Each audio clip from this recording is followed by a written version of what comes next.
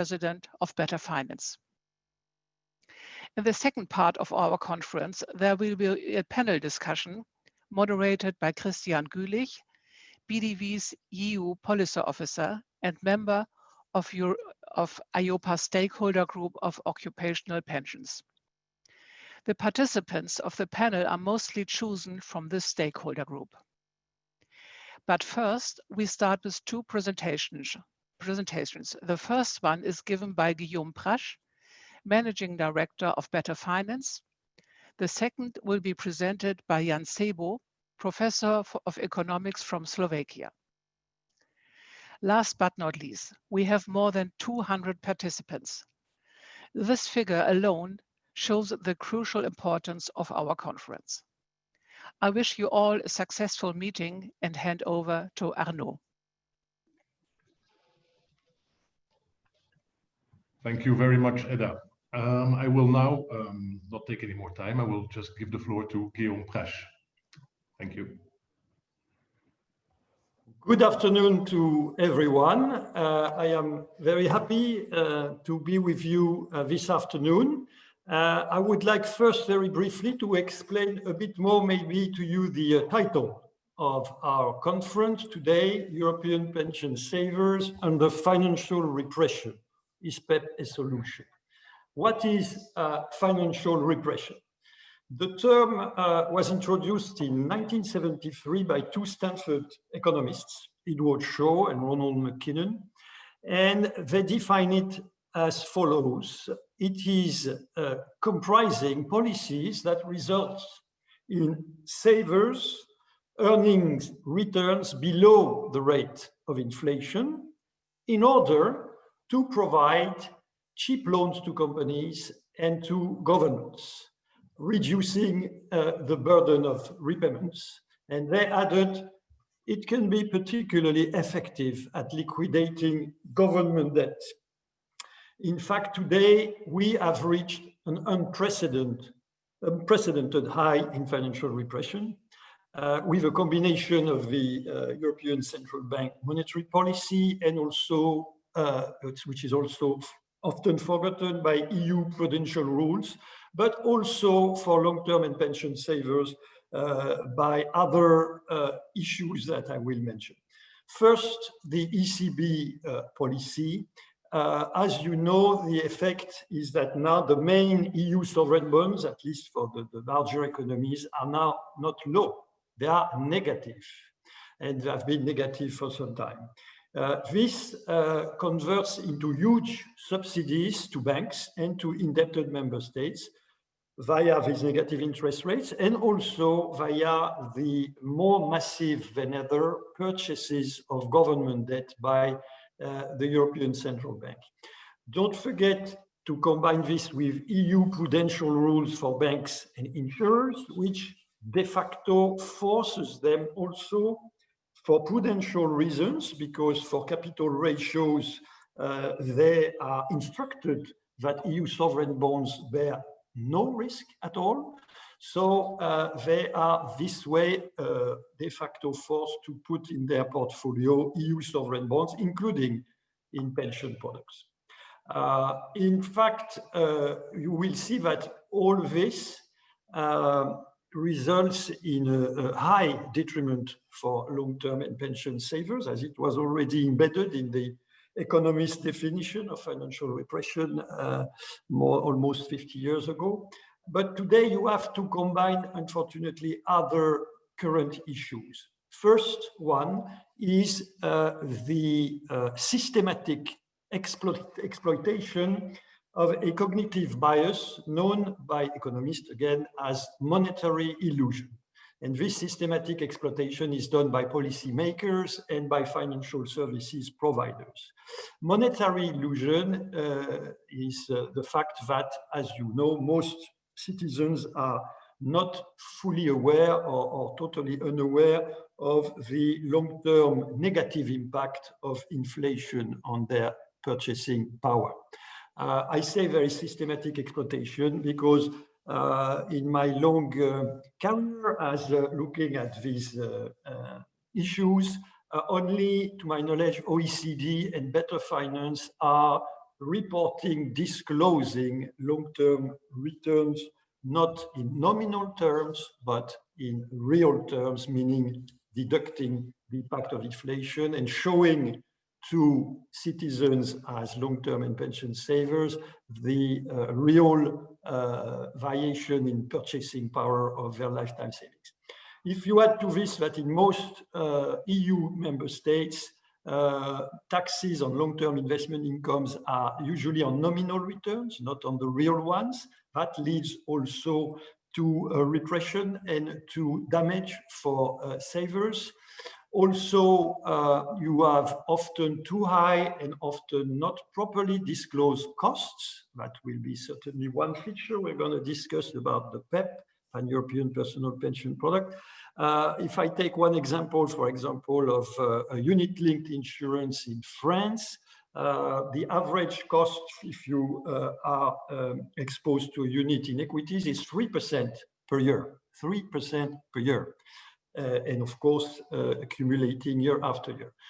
By the way, this allows me to tell you that Better Finance will publish next week. Unfortunately, we wanted to do it today, but we will be slightly delayed. But watch out, next week we will release our 2020 research report on the real returns of long-term and pension savings in Europe. And that will further show and give a lot of evidence of the damages of financial repression on the long-term returns of pensions. Also, the pension products are very complex, often too complex, and the market is very fragmented. Also, there are too often inadequate disclosures on the impacts of cost and inflation and on the real net performance. And so it's not only that there is exploitation of monetary illusion, but it's hidden very often. And I advise you to watch at the end our video on the PEPP capital guarantee scam, as we call it a bit brutally, sorry, at the end of this conference. If you add then also conflicts of interest in distribution, which often leads to the fact that the most expensive funds or the funds with most commissions are promoted and sold versus lower cost alternatives like indexed ETFs, exchange traded funds, which are low cost, or direct investments in listed stocks and bonds. All of this, you have the ideal recipe for a growing pension adequacy and for destroying the long-term value of pension savings. We believe and hope PEPP can address several of the issues I just listed for you very quickly. And we are going to see if we are right and how to make PEPP a workable and effective tool to alleviate the pains of financial repression for EU citizens as pension savers.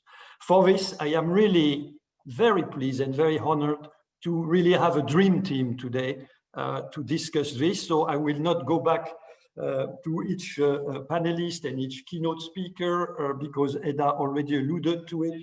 But I'm really very happy. I can tell you it's the best mix of highly expert people and policymakers that we could dream of for this very important issue discussion. And my great pleasure is first to introduce Professor Jan Sebo, one of these great experts on pensions, because he's an expert on pensions for the Slovak government, for the European Commission, and for the European Insurance and Occupational Pension Authority. He's the Vice Dean of Matej Bell University in Slovakia, and we are very honored to have him as a member of the Better Finance Scientific Council. Before I give him the floor, and Arnaud, I hope I'm keeping good with time, I would like, as Arnaud kindly reminded me, to tell you about the questions, the online questions that you can access. There are 4 of them. The first one is, will PEPP encourage active savings for, thank you, it is shown here, for private retirement provision by citizens of the EU. As you can read, the second is, which financial industry branch will be the most important product provider for PEPP? Of course, according to you. Third one will, the cap on costs, hotly debated issue, and I'm sure will be in the panel for the basic PEPP. will it give a competitive advantage over other pension products? And then number 4 and last, which risk mitigation technique would be the most efficient against financial repression? I please kindly ask you to answer these questions online as soon as possible, because they will be, your responses might be used by the speakers and the panelists to comment on. And lastly, I would like to give a big thank to the BDV and Better Finance team who have made this possible, and especially all the technical aspects which were handled by the Better Finance team. I hope I kept in my 10 minutes, and I wish you a great continuation, and I give the floor to Professor Jan Sebo. Thank you.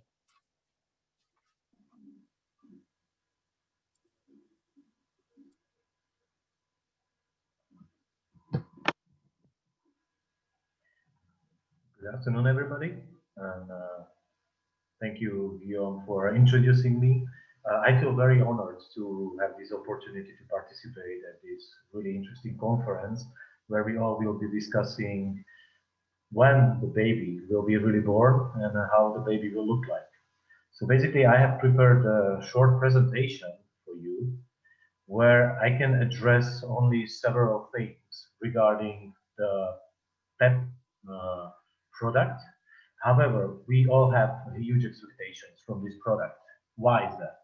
Because this is the only product that can all of us make Europeans. We will be united by one product. We can travel, we can work everywhere in Europe. Basically, we can save for our retirement within one product. So basically, there are lots of areas that we can discuss. However, there is one thing that is really important for all the savers, and that is what kind of information about this product will I be able to get on a regular basis, and how should I cope with it, and how should I respond to it? Well, everybody basically expects that the baby will be born in the 21st century, and that also the regulation will be basically written for the 21st century technologies and for the 21st century financial products. Well, what happens when the regulation hits the advanced technologies of the 21st centuries and the behavioral science? So let's have a closer look at that. At this slide, basically you see what has been provided to maybe all of the pension savers across EU. It is either paper or electronic statement that you receive on an annual basis. This is just an example of a pension provider in Slovakia. What's wrong with this?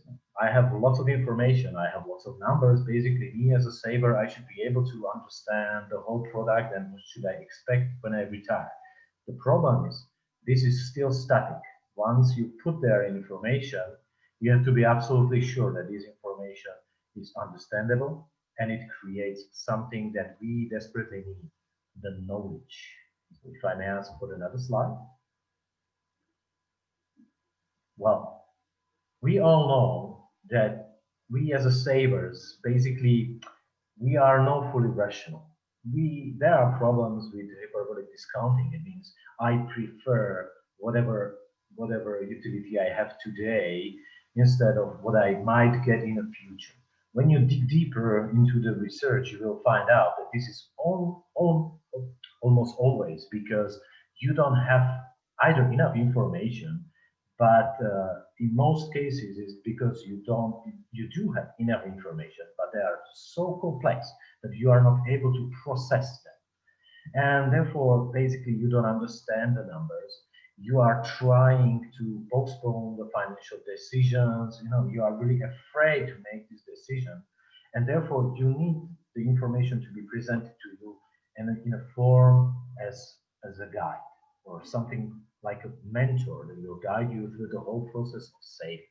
So let's have a look at the 21st century technologies and 21st century's pension benefit statements. So if I may ask for another slide.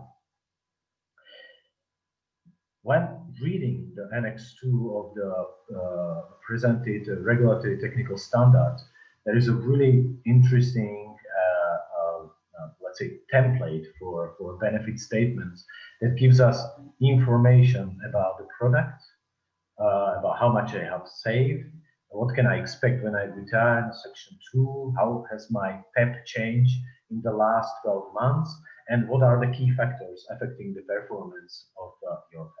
The Article 1 of the proposed regulatory technical standards says that, well,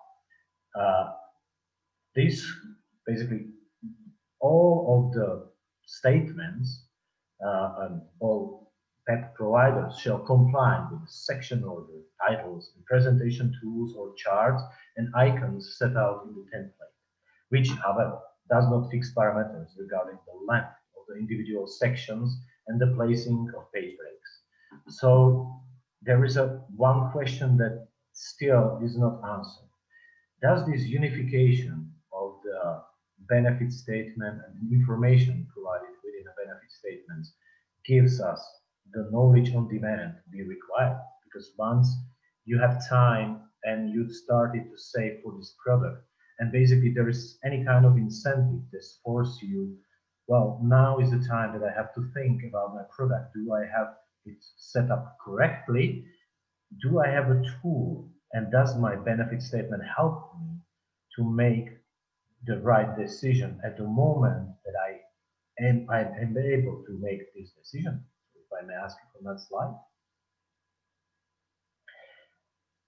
When you lock down the researchers during the coronavirus, well, they start working. So we started working on a platform that will help individuals to connect all different kind of pensions and long-term savings products under one platform, and they will be able to see what they can expect during the retirement across the whole pension schemes. This has been prepared for the Slovakia, but we tend to provide this kind of service also to other countries. So, but when we were designing this kind of 21st technology or 21st century platform, we already thought about the PEPP on individual pension scheme products, and we already tried to design it in a way that will basically fit the regulation. We were not really sure how the regulation at the very end will look like, or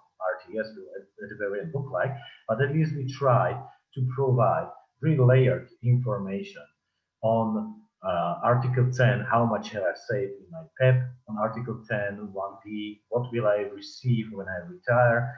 Article 10, 1G, the key factors affecting the performance of my PEPP, or Article 10.1F, how has my PEPP changed over or in the last 12 weeks. However, at the very beginning, we thought, and we tested it behaviorally, that the savers really need a key message.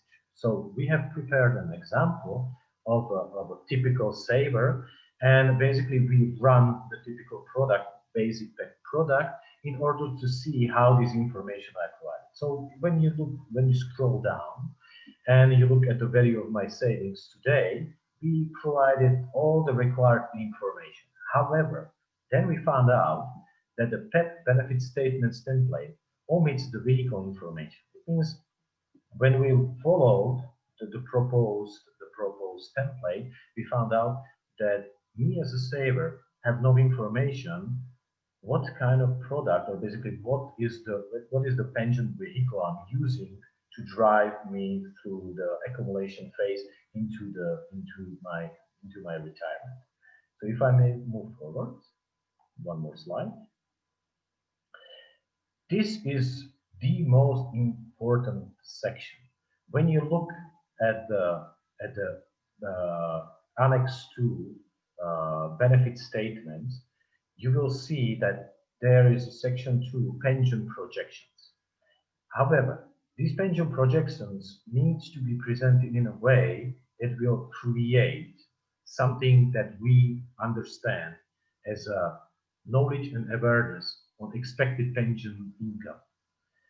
And for this, you need to provide it in a way that people will start understanding. So basically, you will have to answer the questions: how long will I save? What part of my savings should I allocate in the growth fund, or how should I allocate my contributions? What will be the value of my savings? Of course, we have all three scenarios, and again, yes, really, I have to see what will be my monthly pensions, of course, inflation adjusted.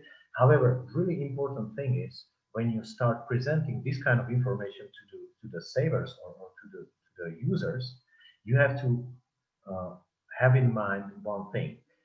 We all know that my wage will develop over time. And the thing is that if we present it, if we present this number, what could be my monthly pension, in a way that is inflation adjusted, it's not quite enough. You still have to work with this number to present it that is also wage adjusted. It means that you will be able to present a number that basically reflects your current wage and your current income or living standard, because then this number will be much better understandable by users. So if I may ask you for another slide. This is something that only online tools can bring, and unfortunately, the static, even if it's electronic, a static benefit statement will never be able to provide something that we desperately need, and it is knowledge on demand. Once you provide via online tools, online platforms, ability to consider the savings objective, it means how to improve the situation and to try it out either by setting the saving target or changing the savings parameters, means increasing contributions, decreasing contributions, and tying these contributions either to your wage or to another factors. This is the part when the knowledge on the functioning of the product and expected pension benefits is created, trained, improved, and maintained. It means from the behavioral point of view, you will be able to get what is desperately needed, and it is knowledge on demand, or knowledge at the point when it is needed. And I might just maybe, remind you about whether you can feel the contrast with the Article 10.1g, where the key factors affecting the performance of the PEPP should be presented. Well, there the information shall refer to the past performance, and as allocated shall provide for the provision for 10 years. However, this is only the past performance. Once you're able to see the past performance with the projections that are really understandable, this is the way how, and you provide this kind of, let's say, a tool or a toy for the consumer via online platform. You are increasing the awareness and ability to learn and ability to understand how should I respond and how should I finance my pet product. And if I may ask to move to another slide. Sorry, Jan, for interrupting. Could you please slowly start wrapping up, because we're a little bit over time. Thank you. This is something we haven't thought about when creating a PEPP. And this is one last slide. Let's imagine that you have a platform that is able to basically connect your state pension or pay-as-you-go pillar, your funded pension and occupational pension statements, and the individual or PEPP statements, and under one roof provide you what you can expect at the very end and provide you with so-called pension traffic light. Basically, this is what we desperately need. It is a consumer-driven platform that is able to connect all the products under one roof, and I think the PEPP might be the driver to let rise of this kind of consumer-driven fintechs and platforms that will be able to provide information across the whole pension schemes under one roof, and maybe to bring you the information whether you will be okay when you retire or not. And if I may ask you for the last slide. So the last slide is the project that we have developed is in the orange envelope. It's for the Slovak Republic, but we are really keen to expand to other countries because this is consumer driven and led by researchers, and this platform should be able to provide information on various products. And I'm really looking forward to all your comments and questions, and I'm really looking forward for the baby to be born. So thank you, and looking for all your questions. Thank you very much, Jan. We'll pass on immediately to the interview of Gabriel Bernardino, the EIOPA chair, and Dragos Pislaru, MEP. The interview will be done by Axel Kleinlein of PDV. Thank you. Thank you. I hope you can hear me or see me, hopefully, but my video is still stopped by, yeah. Perhaps it's, yeah, now it works. Thank you, Guillaume, and thank you, Jan, for the very, very interesting and enlightening input you gave us. And so shortly from here, from Hamburg, a very warm welcome from me too. I'm Axel Kleinlein, and I'm a little bit schizophrenic at the moment because I'm here in two different roles. I'm here as the managing director and spokesman of PDV, and at the same time as the president of Better Finance. Gladly, the positions of both consumer organizations are strongly aligned, so there's no problem arising from these two roles. I think this is a very important moment to discuss PEPP, and especially on the perspective of the financial repression. So the launch of the propositions for level 2 of PEPP is quite at the right moment. EIOPA published it about 1 month ago, and it is a little bit also the result of many discussions we had on different occasions. For example, in the stakeholder groups where my colleague, Dr. Christian Gülich, participated, or in the PEPP expert group where Stefan Wojciech of Better Finance and I tried to give impulses. So these discussions have been very technical. Now, after the launch of the drafts for the technical standards, the discussion is back on the political realm. The European Commission, the European Council, and the Parliament are now in charge to discuss and to decide. Therefore, I'm very happy to welcome the first two panelists to start the discussion. The first participant is Gabriel Bernardino. Welcome, Gabriel. Hola, bem-vindo. You're chairman of EIOPA, the European Insurance and Occupational Pension Authority, since its beginning in 2011. Before, you were general director of the National Competent Authority in Portugal, and at the same time, chairman of the managing board of CAIOPS, the predecessor of EIOPA. You're a mathematician and actuary. That's nice, like me. And the second welcome goes to Dragos Pislaru, Bine ați venit. You're a member of the European Parliament since last year as a Romanian member of the Renew Europe group. Before, you have been Minister of Labour, Family and Social Protection in Bucharest for 2 years. Particularly important is that you're now rapporteur on PEPP for the Committee on Economic and Monetary Affairs of the European Parliament. You're an economist, and that means you understand how to read figures too. Welcome you both. And whenever I mention PEPP in some discussions concerning retirement provision, some of the following questions are raised quite very often. Where will PEPP be a success? In which member states do you expect a vivid PEPP market? Who will provide PEPP solutions? Will the insurance industry be the main player? When will PEPP start? At the very first possible moment, or will most of the providers wait until the first movers gained first experiences? What kind of risk mitigations will be developed, and how will PEPP be explained to consumers and customers in order to make them understand what PEPP is about? To summarize these questions into the first question I want to ask you is, what do you both think are the major principles and objectives of PEPP, and are they fulfilled in EIOPA's recently published draft of technical standards? And because Gabriel, it was you publishing it, I'm very curious what Dragos is answering to this question. So who's starting? Shall I start, or?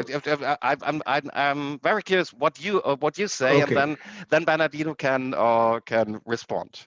Okay. First of all, thank you very much, PDV with Better Finance, for the invite. I salute Gabriel Bernardino, your chair. It's good to see you here.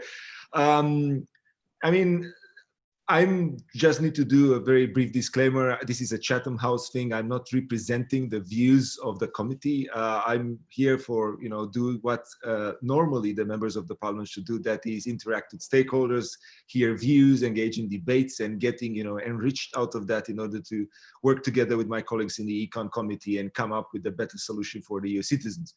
Now, we are here talking about regulation, and obviously, when you ask a regulator if something would be a success, I mean, it depends. I think that it's quite early to say. I believe that in some member states which have a more dynamic but developing markets in the area, I mean, particular some of the newer member states of the Union can actually benefit more because they don't have the third pillar that develop. And I mean, being a Minister of Labor, I was in charge with the pensions of the first pillar, and I was actually also looking to see how we can actually develop the other two pillars, the second and the third, in order to have a more balanced system. Just to try to elaborate just a little bit on what you mentioned. So I do believe that we need to strike this very, very important balance in between allowing the market actors to be interested, to have the incentives to run the product. And so, I mean, I think that the industry, in my view, should be the main player. This is not something that we are just designing on a board and then hope that, we throw it in the market and it works. So we need to see that the industry would be incentivized. And I think that there are quite a few incentives there. I believe strongly in the common market. I believe that there would actually deliver a true single market for personal pensions and facilitate cross-border distribution. This will allow actors to have benefits of scale and asset pooling, and I think that's very important, honestly, rather than fragmented markets with country by country and different regulations. So there are incentives for the industry to go along. On the same time, obviously, and this is the second or third part of a longer question, let's put it this way. I think that in terms of risk mitigation, this is a role of us, the regulators, to be sure that the citizens are well represented. I mean, Gabriel Bernardino is representing, the citizen from a technical perspective, and he has the job to oversee that. I have the job to actually talk to citizens and represent their interest. And indeed, we see, by the way, this is one of the few moments in which I hear good things about economists, of being an economist. So yes, indeed, as an economist, I read figures and I have a good idea of what we're talking about. But this is not actually all the time that I'm getting congratulated for that. But anyway, let me get back to it. So indeed, we are talking about markets, but we are also talking about market failures and asymmetry of information. And also we are talking about the whole issue of risk mitigation, so that we can provide some sort of guarantee for the people and incentivize the citizens as well, the savers as well, to do that. I've heard I think that the intro was done quite good in describing the financial repression. This has probably not been that topical issue for politicians yet, and when it's becoming a topic, then usually it's going to the populist side, and it's over-regulating. So actually, this is a very difficult topic right now. I will end my intro by saying that I believe that if we work together in the next couple of months and even further, we are actually on the good path, because I think that getting the signals from the industry, but also looking at what EIOPA is doing and gathering the information on, and trying to see that the savers will be encouraged to go on the third pillar, that would be actually the road ahead. I believe, for instance, that the fact that we have a template, it's actually something that will be useful, and I believe that there is room of improvement, as Jan Sebo has actually mentioned. Just to end that, I think indeed that for me, representing the citizens, to have this possibility that is described in the key information document, and what is the product part, is actually key for me as a member of the parliament. To be very, very, very important to be able to tell the citizens that this is something that will have the level of transparency that is desired, and is not something that would be just a black box. Considering that the ordinary citizens are not savvy enough in economics to understand the product. I mean, that would be a very wrongful assumption. So we need actually to work on that. And we also need to work on a broader thing, which is enlarging the culture, let's say the overall awareness about finance and financial education of the population throughout Europe as well. So this is something that we need to do even besides this particular topic of PEPP. A little bit of a longer answer that I wanted initially, but it was a long question actually. So, thank you. So thank you. Well, I tried to get a feeling about how you think about the current situation with PEPP. And Gabriel, what do you think about the major principles? And do you think you did a good job? Thank you very much, Axel, for your kind invitation, of course. And by the way, congratulations to Better Finance and to BDV for organizing this event. I think it's quite important at this point in time. And really, when you ask me, have we done a good job? Of course, I couldn't respond differently. Of course, I think all the work in the PEPP has been, and you know it, already for many, many years. I think it has been a very good example on how European economic policy can and should be done. We have having an engagement from the citizens, from the representatives of consumers, probably as in never other type of project, and I'm quite happy with that. We have had engagement from industry. You mentioned, of course, all the work that we have done for this advice and for these technical statements with the EIOPA practitioner panel, all our stakeholder groups engaged within, huge involvement with members of parliament. So I think that we have been doing really a good job on how we should legislate at European level. Now, are things perfect? Nothing will never be perfect, as we know, but I think we have a very strong basis for the PEPP to be a success because of building up within this environment. And I just wanted to briefly come out to the points that Guillaume made about where are we nowadays and if we have achieved the objectives. Because since the beginning, and you remember when I presented this idea of having a PEPP back in 2012, 8 years ago, the basis for that was, what do we have as the current situation in the market on personal pension products? We have a market which is hugely fragmented, high complexity of the products. We have a market with a lot of lack of transparency, let's be honest. And finally, we have a market where we have high costs and low returns. And of course, within an environment of low interest rates, this is of course hugely penalizing. So since the beginning, the three main objectives of the PEPP would be simple, transparent, and cost-effective. And I think that this is the kind of elements that we need to, at each stage, look and see, and are we going in the right direction in here? And I think we're going in the right direction. If you look at complexity, we have the PEPP as a default product, basically with the basic PEPP.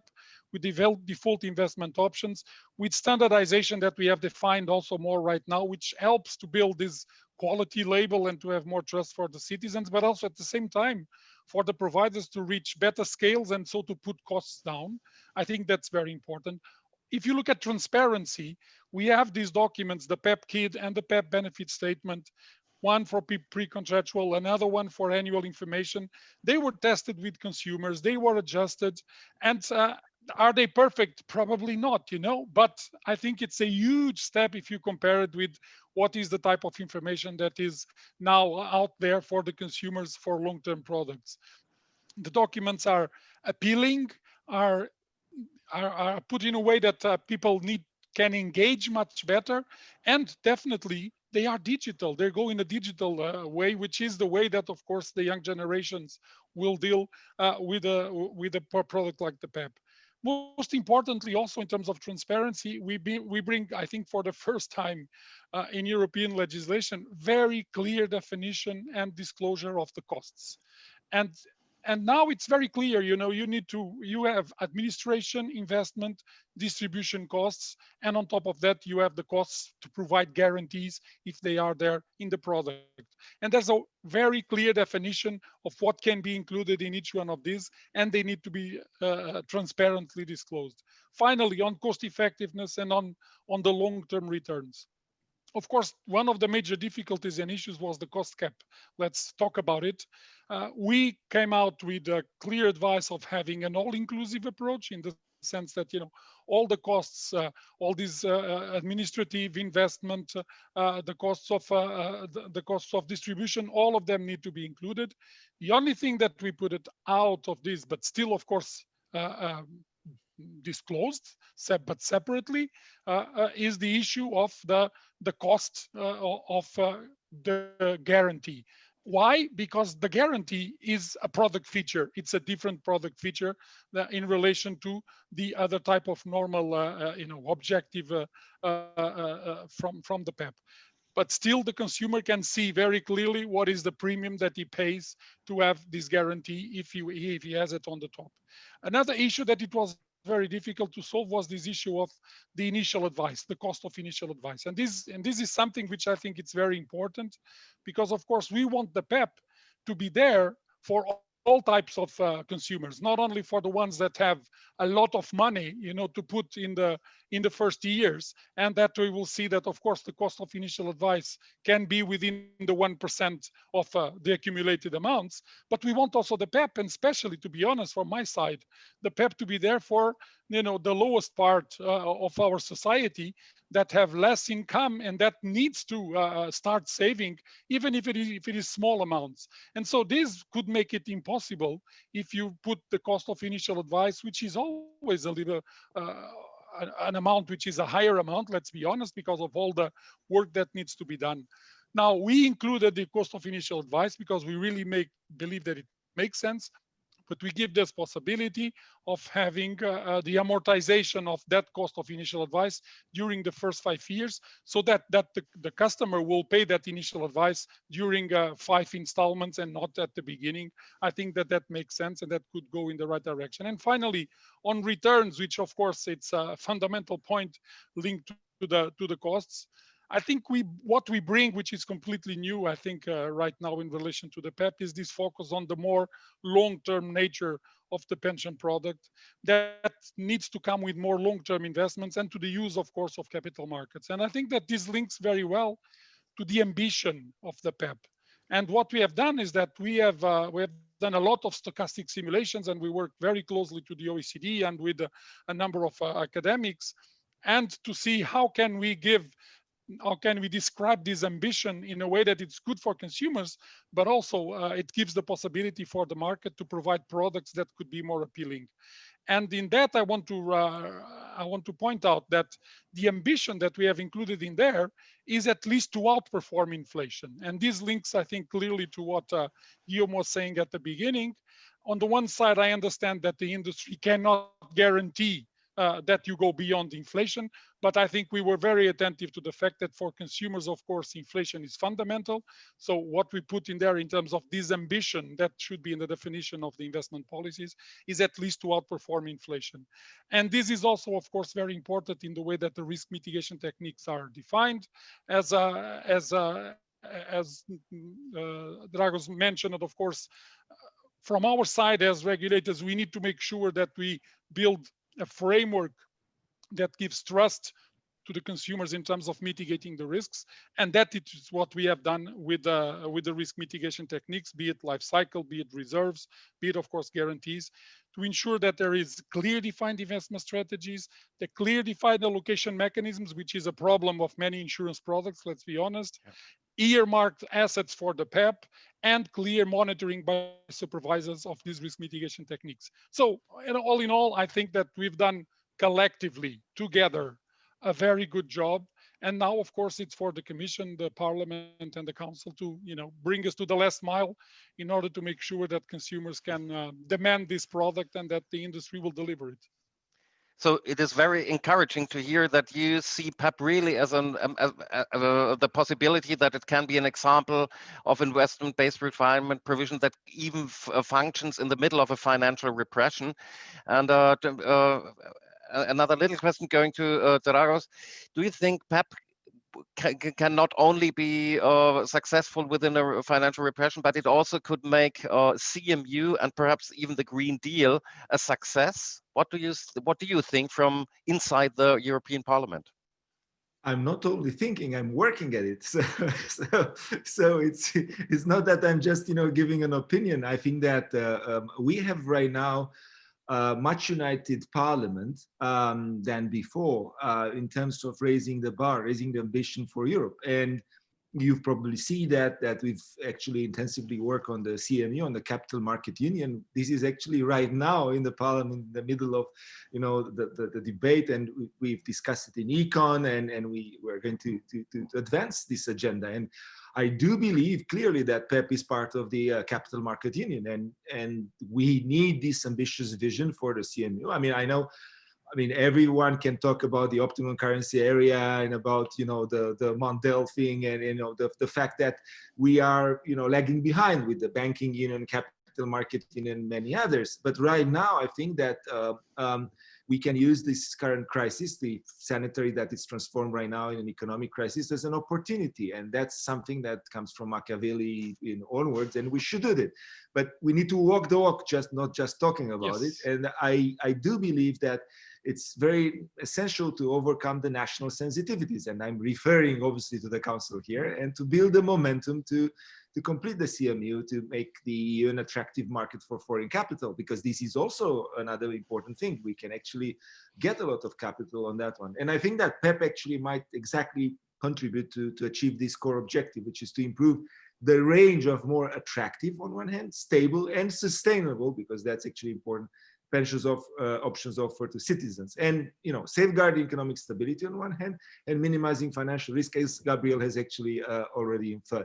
Related to the Green Deal, because you've hinted to that as well, I certainly don't believe that PEPP would be overruled. I just believe that PEPP would actually be able to support the development that will actually create in terms of digital solutions for cross-border pensions. We've seen what Jan has actually presented, and I think that if we create a market, a demand, then you have also a supply for that. And I think that the ECG taxonomy is actually desirable if we are actually moving forward as a continent, and we are projecting to our citizens that we are serious about climate neutrality and so on. And this is not just, again, I remember, the old times with the Lisbon agenda and the fact that Europe would be at the forefront of research and innovation at the global level, and then poof, nothing happened. Right now, I mean, we should learn some lessons. So if we are putting the money of the recovery plan together, and we are building the ambition, then we should actually derive these objectives in the other things that we are working. And I think that PEPP savings could actually be invested in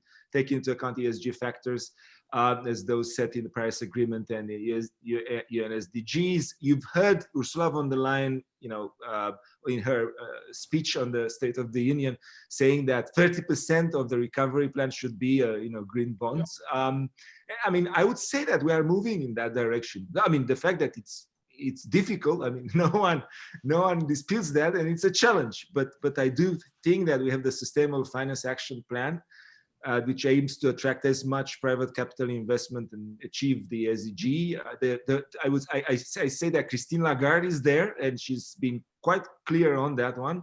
The EIB has actually followed. So we are actually going in that direction, and PEPP should be part of this particular process, in my view. Well, we have the first questions already coming from the audience, and I think we have the results of the poll already. And so I think we could move on to include the questions and the statements of the audience. Except that Gabriel wants to add something to that what Dragos just said about Green Deal and CMU.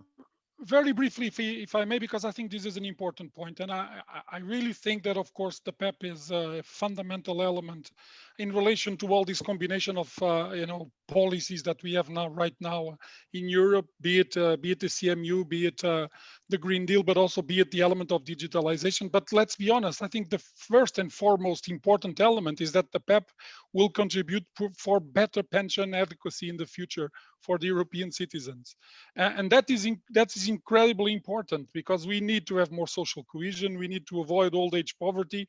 We need to have the young generations trusting in Europe also for building, of course, pensions, a good pensions adequacy. And of course, then the CMU and the Green Deal can be important levers to deliver this objective, but they need to be there. And let's be honest, the demand, if the PEPP is a success, the demand for more equity-like instruments will be there.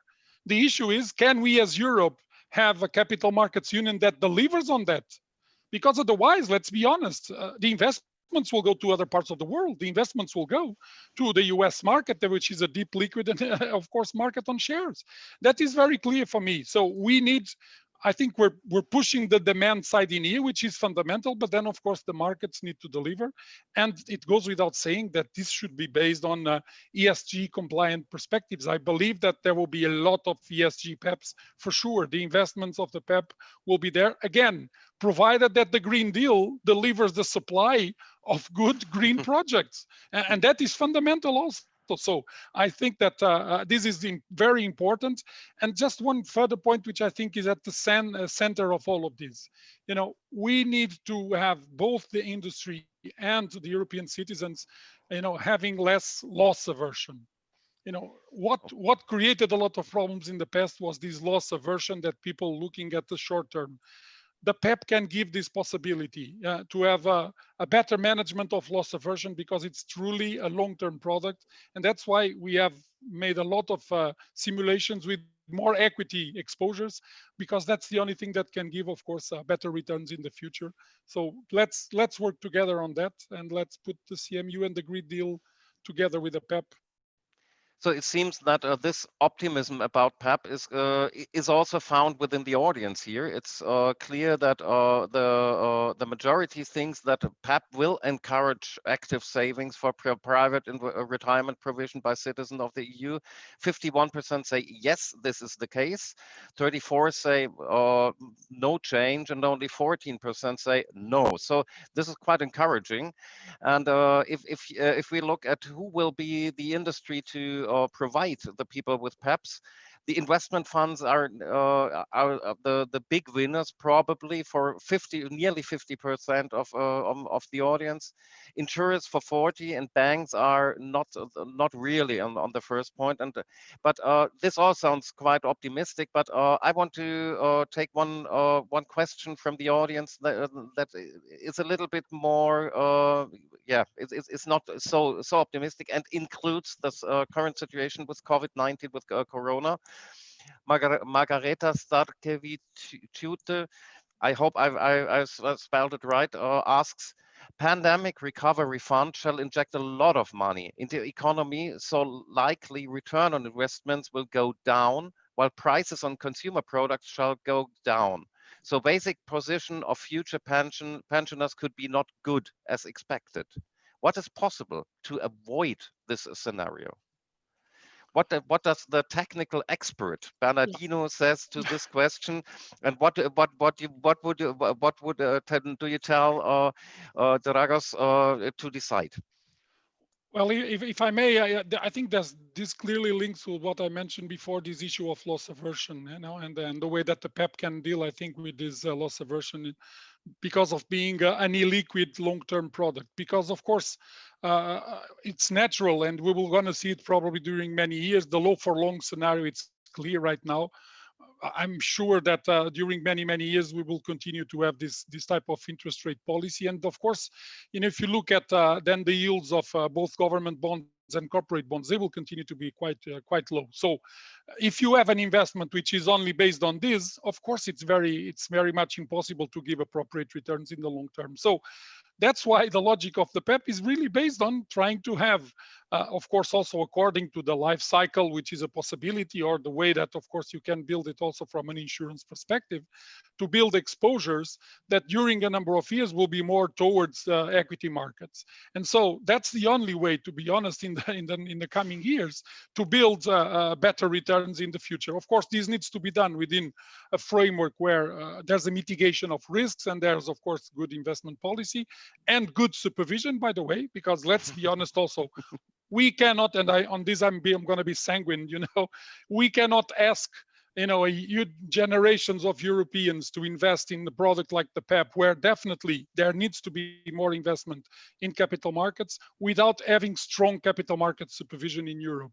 This, I think, will not be serious enough. And it's a plea to the Parliament and to the Council and to the Commission that we need finally to take this seriously. And I think that these two things go hand in hand.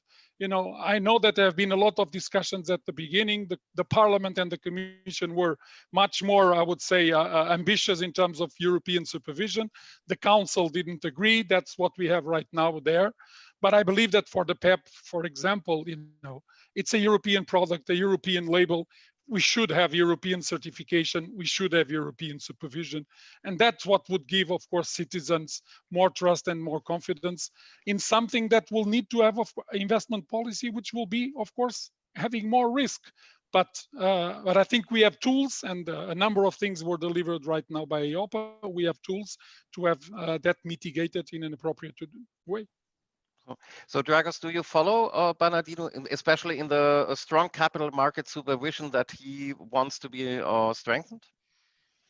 I'm wearing multiple hats today. So my political group, that, for instance, Renew Europe is, very keen on, pushing forward with the European project. So if you ask me on that particular capacity, I'm going to be enthusiastic about what Gabriel has actually mentioned. And we do believe that we need to go further with the competencies at European level, and we are not going to deliver a fully fledged internal market without actually having the proper supervision and having more common powers, let's put it this way.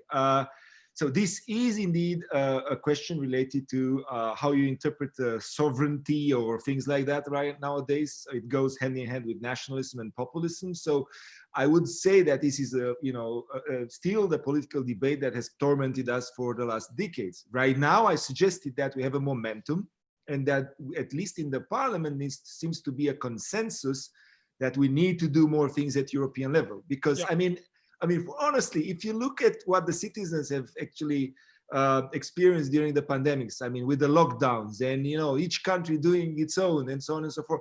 And then the Commission has struggled with the green corridors, and we in the Parliament have actually struggled to suggest that we should have some sort of harmonization. Yeah. It's the same thing. We are not talking about the sanitary measures, we are talking about the financial measures, but it's the same logic actually. Yeah. And I wear also another hat. So thank you, Margareta, for the question on the recovery plan, because I'm actually the co-rapporteur on the RRF, on the Recovery and Resilience Facility.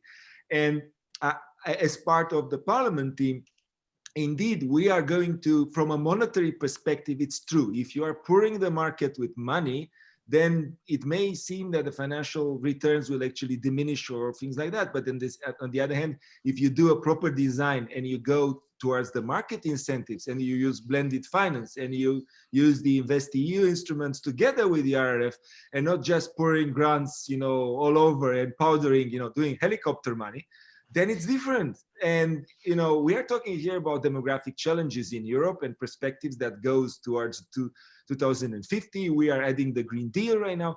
So the whole point is, building that future perspective and the trust for a longer term. So it's not only about the short term. On the next 4 years, we have more money. If we invested this money into, smart things that are related to our future, I would say that, the returns would actually be on a longer period, on the medium run, quite favorable. So that's my view on it. That's why I'm optimistic about it. But of course, it will all boil down to what we are going to do in, the very next years. Next year probably will be, I would say, quite crucial to see how we are going to fare on this particular one. Well, but after all this optimism and after all this very, very nice view to the future of PEPP, I want to put a little bit water into the wine, taking another question from the audience. Stephanie Heise asks about, now it's just put away, about why should an intermediary sell a PEPP product to consumers that earns him only a limited commission? I do not see how PEPP can be successfully sold, for example, here in Germany, as long as other pension products pay much more commissions. And perhaps I may add, this is really a big problem, because the commissions are really extremely high, especially in Germany. But I have to admit that from the perspective of BDB.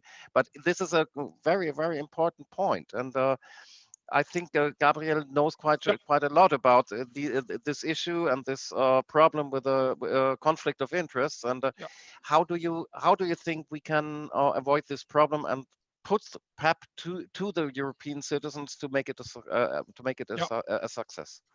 Well, I think there are two main, I would say, elements in here. One, it's from a regulatory perspective, and the second one from a supervisory perspective. So from a regulatory perspective, what was needed to do was, of course, first, to have the basis for minimizing the costs and having transparency on those costs. And that, I think, it has been done with the cost cap. It has its own issues, as I mentioned, but I think that what we delivered brings a good basis to still have the possibility to develop sound business models and to deliver these products to the consumer. So by limiting the costs at that point. Secondly, I think that I'm a truly believer on digitalization. I think that the intermediation of every product, also in the financial sector, is changing, and it's changing very rapidly. And I think that COVID-19 even accelerates the pace of this change. I think the way that things will be sold, I think, will be completely different, and the possibility to bring costs down by using new technologies, I think it's also huge. And this doesn't mean that you do it only by a robo advisor or something like that. No, you can have mixed approaches where still, when you're advising a person in relation to different products, you have a human contact there. But with all these new technologies that we have nowadays, this can be brought down, and we need these costs to be brought down, because otherwise, let's be honest, the products will never be good products. There's no value for money in a product in a situation of a low interest rate environment where the costs are 2-3%. That's not possible. So we need to bring that down, and I think from a regulatory perspective, we made the utmost out of it.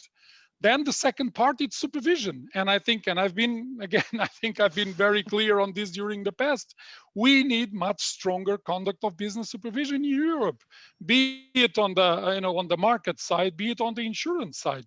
And I think that we need to be very attentive from a supervisory perspective to the conflicts of interest that exist. If you see an intermediary basically selling only products when you have huge commissions, when there are better products to the consumer, this needs to be challenged. That's why I think regulation evolved also with the product oversight and governance in the insurance side. But we need overall in Europe, I think, better supervision and more enforcement. I think that is an important element going forward, and that I think needs to become more and more European also. Well, yeah, Dragos, what do you say? The representatives of the intermediaries coming to you and saying, "Oh, please make something. We want to sell the products, and we want to gain really high commissions."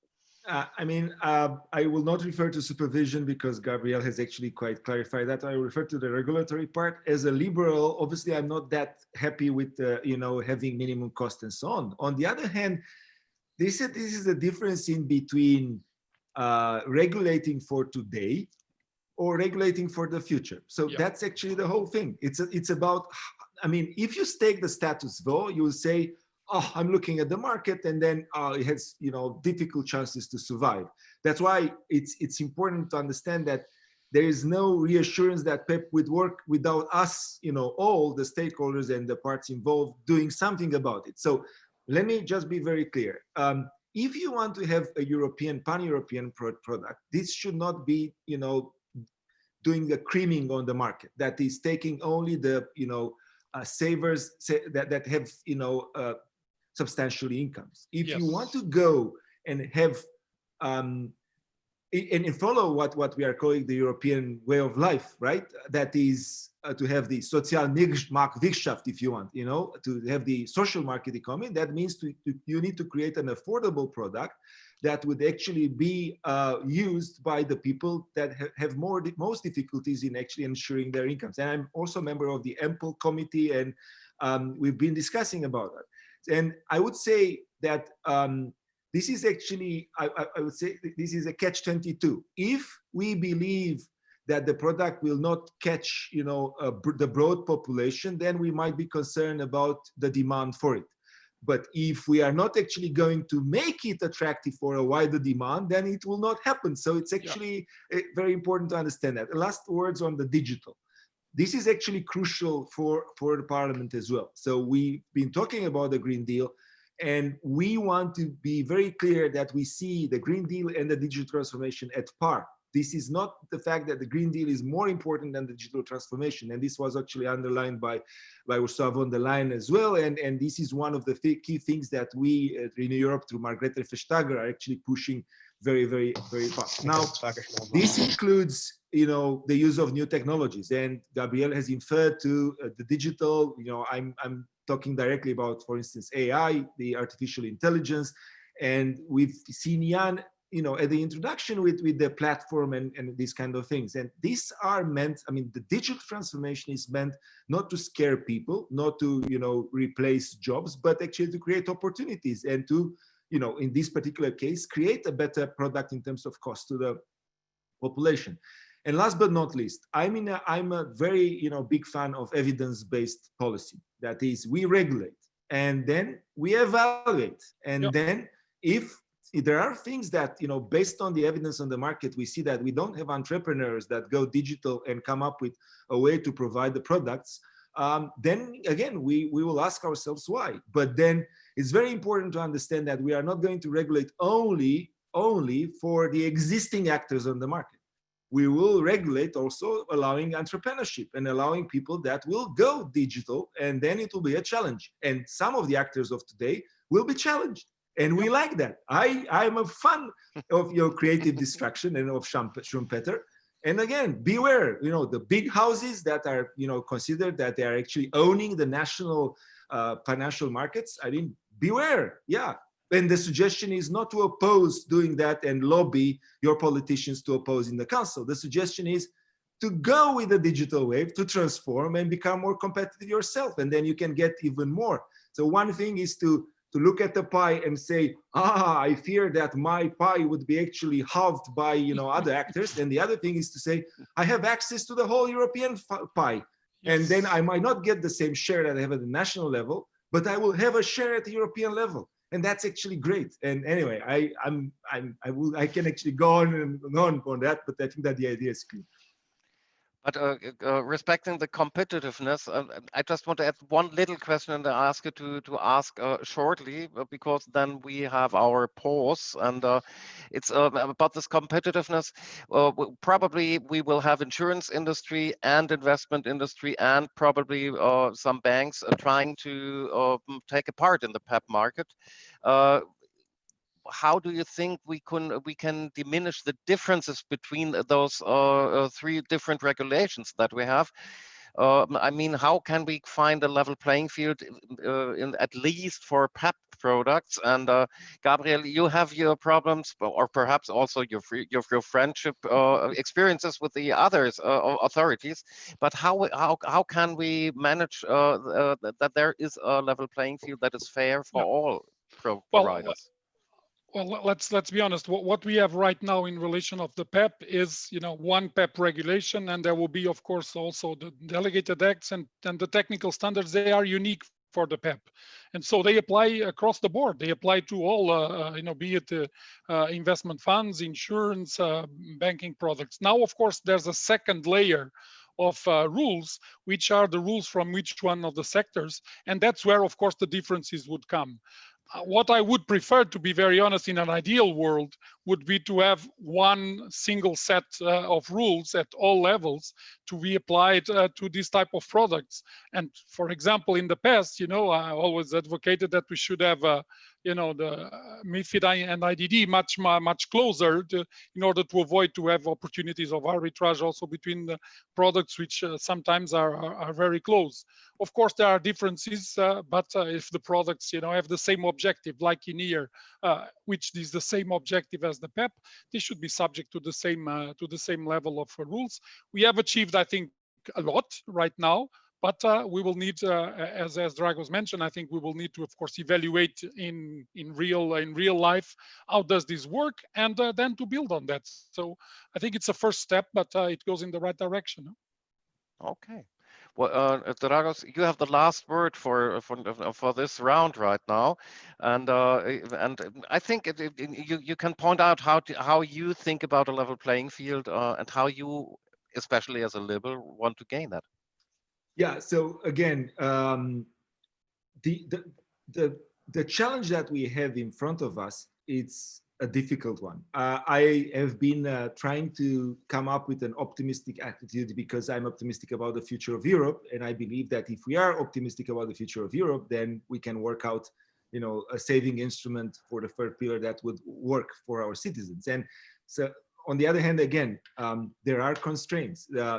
We are not talking here about things that we've discovered yesterday. We've been trying for years to, you know, come up with solutions. Gabriel has mentioned that he started, you know, more than 70 or 8 years ago with that. And again, if we are looking at the reforms that are have shaped Europe of today, like adopting euro or an internal market, if you would actually put that forward right now with the leadership that we have right now in Europe, this would haven't actually been, assured. So you need to take some sort of a leap of faith and believe that maybe we will discover this renewed leadership in Europe. From the Parliament side, what is important is not to lose the main objective. The main objective is to provide the citizens of Europe a way to be sure that they have this adequacy when they are retiring and they will live a decent life. The European way of life means a life where you can actually afford to do things and then have active aging and so on and so forth. So that's actually something which is very, very important. That's why this is not just for the purpose of creating a product or interfering with the financial market. The whole purpose is to help. And we in the Parliament, that's the purpose actually of the Delegated Act. It's actually, we are going to try to work with the Commission, and when they are coming with the evidence and the reports on how things are, to try to more or less get our own feeling from our constituencies and try to improve that if the citizens will or the stakeholders are reacting to it. So that's actually the bottom line. That's how I see it, a citizens-oriented PEPP, obviously with a view that the stakeholders and the one that are going to implement, need to have a say and need to be respected and represented as well. So we are not talking about only representing citizens and savers, but also representing financial institutions. If you have a balanced approach, then being a liberal or not a liberal, and if you play by these rules, then the results will be good. So thank you very much for that. It was actually an honor and a pleasure. And I feel that this would be just the start of a longer dialogue in the months that are coming. Well, that's why I want to ask the very last question. You have to end the beginning of a sentence I give you. And yes, the sentence starts with, in 10 years, we think of PEPP as Gabriel? The pension product for European citizens. Dragos? I have a broader view here, a breakthrough in actually getting a more European dimension into the pension market overall Europe. I believe that we are going to have some other instruments coming. So I think that in 10 years, I hope that in 10 years, we're going to have much more pan-European financial activity than we have today. So we shall see. We shall see about that. We will discuss technical details after the coffee break. I tell you, the poll is open again, so we can see what will happen if more of the participants give their meaning to the poll. And yeah, I invite you to do that. I invite you to a cup of coffee. Unfortunately, not here in Hamburg, but yeah, I'll cheer to you. Meanwhile, the coffee break, and we come back together in 12 minutes to go on with the public with a panel discussion about some technical, interesting things about PEPP. Thank you. Thank you very much. Thank you very much. Thank you. Thank you. So yes, the coffee break is on now. So please be back at 2:30. Thank you.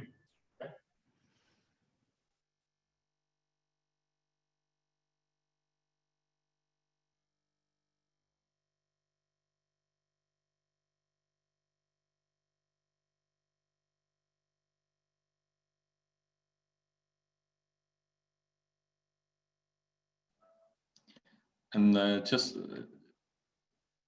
as a technical note, the feed will stay on during the coffee break, but we ask all panelists to mute themselves and shut off the video during the coffee break.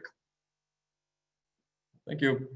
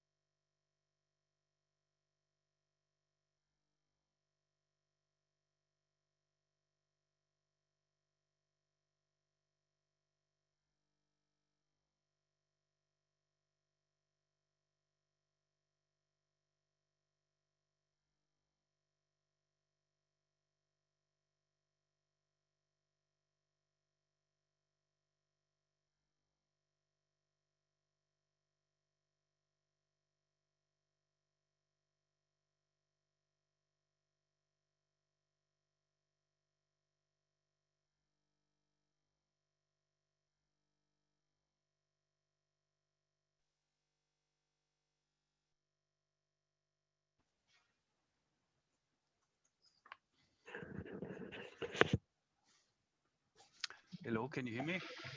Hello. Yes, Hi, sir. so we will soon start again.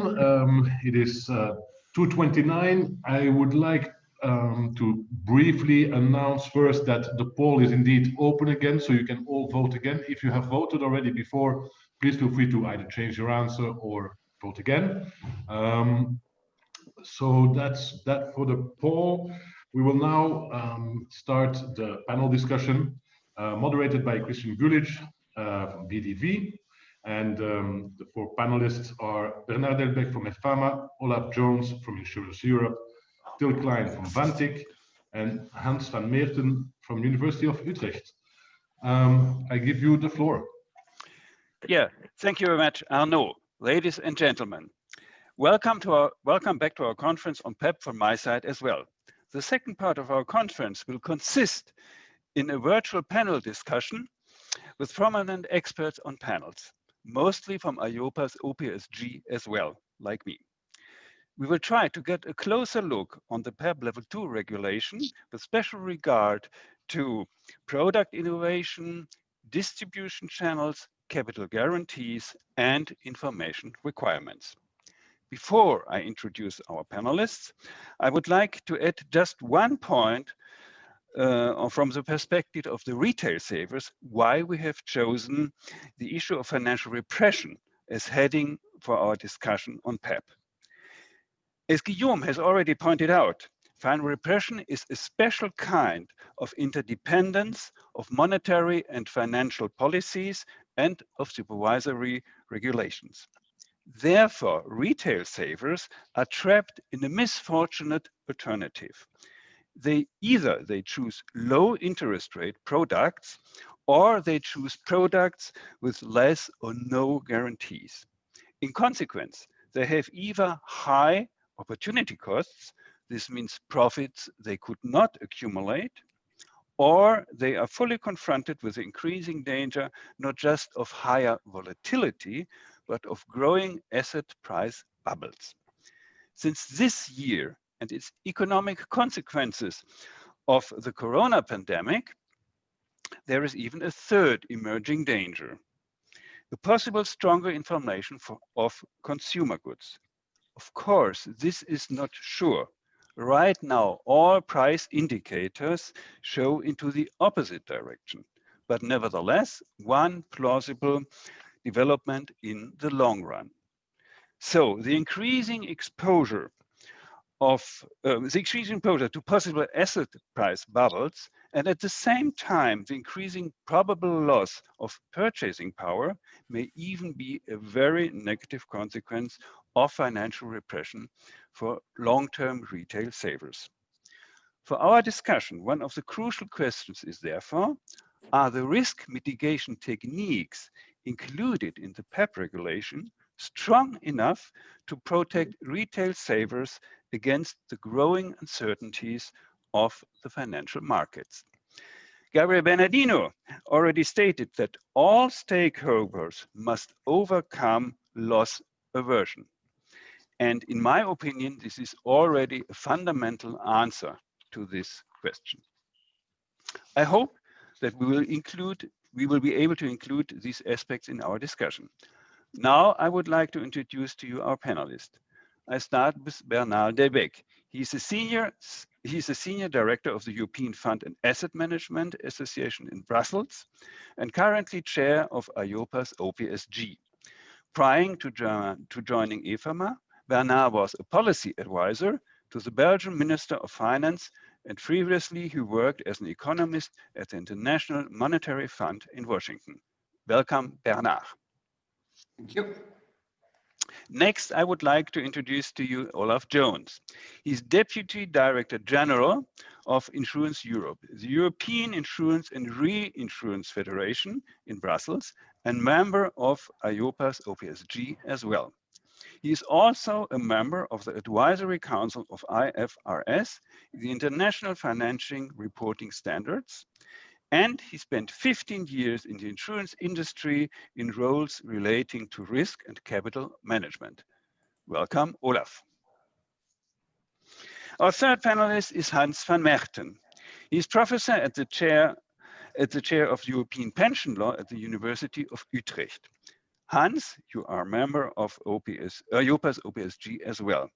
Last year, you published a book on European pension law, and only recently you were granted a research work on consumer protection in pensions from the Dutch Institute GAC. Welcome, Hans. Thank you. Last but not least, there is Till Klein.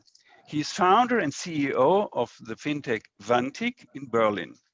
In order to underline your will to offer the new European pension product, you were even member of EIOPA's expert panel on PEPP. Welcome, Till. Thanks for having me. Yeah, okay, sorry. Thank you to you all for being with us today. As already mentioned, we will now look more precisely to the PEPP Level 2 regulations with regard to product innovation, distribution channels, capital guarantees, and, if possible, information requirements. Therefore, the first question to the four panelists I would like to ask is the following. Which are, from your special perspective, the three main topics which will lead PEPP either to a success or to a failure? Will PEPP foster product innovation? Yeah, so maybe Bernard, you should start. Okay, so thank you, Christian. And first of all, let me congratulate BVD and Better Finance for organizing this event at this very crucial time, for the PEPP. Yeah, I'd like just to confirm that, we're deeply committed to the success of the PEPP, and we're quite encouraged by the optimism of the audience revealed by the survey and the question posed, the result of this survey. And I also agree with Gabriel Bernardino that we have a very good basis for a successful PEPP. However, unfortunately, I feel, and you're asking us about what could lead to the success of the failure of the PEPP. Unfortunately, we strongly believe that the fee cap, as already discussed by Gabriel, and as defined in the proposed level 2 measures, will prevent the PEPP actually from being successful, at least in the short term. But if you agree, I'll just explain this position later when we discuss about the fee cap. So in the short term now, let me just emphasize two additional points that are very important for the success of the PEPP. We know that tax incentives are crucial to encourage people to save for retirement. So to be successful, the PEPP will need to benefit from the same tax relief as the one that are provided to existing personal financial products. If not, people will not be interested in saving the PEPP, and distributors will not make any effort to offer the PEPP. And this is now to member states to decide about this, and association like BVD and national association will need to be very active at the European level, the national level, just to engage with the national authorities to convince them to provide this tax incentive. The second point I'd like to highlight is that an important feature of the PEPP, maybe this was not emphasized yet too much, is its portability across borders. This is very good news, especially for mobile citizens, but it is also a service that PEPP providers will have to deliver. And given the considerable differences between the taxation system of pensions products across Europe, it would be great, it is almost essential that member states would agree to adopt what I would call an harmonized taxation system for the PEPP. This would reduce the cost of offering the portability, which is mandatory on the part of PEPP providers. And of course, this would reduce the cost of saving in a PEPP. And just let me remind you that this was a recommendation of the European Parliament, these two issues regarding the tax. So we hope that this will not remain a dead recommendation. Thank you, Christian.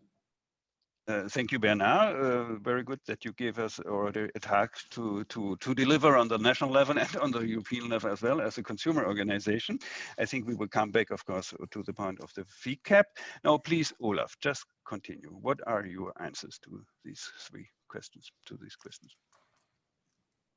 Thank you, and thanks very much for the invitation and chance to speak about indeed a very timely and very interesting subject. I think first of all, I will tackle maybe whether the PEPP will stimulate innovation. I think the answer is yes. I think it's already stimulated a lot of discussion about distribution models, pricing, robo-advice, some of the things we'll talk about a bit later. And I think it's really put a push behind thinking about how those could help going forward. Certainly, I think it's stimulated discussions about online distribution. And indeed, it's already generated a lot of very interesting and I think good ideas in terms of how to present complex information in a simple way. And we'll talk about that a bit later. So that it's had some definite positive effects. And there was also significant interest in the concept from the industry, of the insurance industry, because first of all, we have been raising the point that there is a pension gap problem in Europe, and this will just grow. There's an aging problem. And there's a fundamental need for people to save more. And so anything, including the PEPP, that helps address that is very much appreciated and encouraged. And of course, also through that can generate a flow of funds, which are long-term funds, which can indeed help with funding the transformation we need to a sustainable economy. So there's a lot of very good things that are behind the purpose and thinking about PEPP that we very much support. From a business model point of view, the idea of having being able to have a single manufacturing base for a product which can work across Europe, multiple markets with a similar features and similar regulatory framework has obvious some benefits in terms of cost and efficiency. So all of those things are very positive elements of the PEPP that created some interest. However, I think there are also some challenges for this to be a success. And I think I'll echo some of the comments made by Bernard in that respect. But I think, first of all, in terms of what are the if I can think of 3 scenarios that can lead to a potential failure of a PEPP or its success. The first is that, of course, you do need providers to sell it. It was mentioned earlier that it needs to be attractive to providers. And at the moment, one of the biggest issues there has already been raised. It's around the price cap. We'll talk a bit more in detail about that later, so I won't go into detail, but that is a potential problem, a big problem for providers to overcome at the moment. The second reason why it may or may not be a success is about whether anyone wants to buy it, and that is fundamentally linked to this issue of tax incentives. If it doesn't get the same tax incentive as local other options, then it obviously will not be attractive. Also, of course, getting someone to buy something new is not always easy if there's other alternatives which are similar or considered as good. So there are some questions over whether people will buy it, although in principle it could be attractive. And then I think this is at the launch, whether it's successful or not. I think there's also a question of whether we look back after a number of years, will it be considered a success? And I think one of the factors there is whether people feel it's delivered on its promises. And one of the key promises of a basic PEPP is that it provides capital protection. And I think that we may see turbulent markets ahead. And if people lose money when they were expecting to be protected, then I think that could be viewed as a failure, because they may be disappointed, and it may put them off savings and put them off other European initiatives if it doesn't deliver on its promises.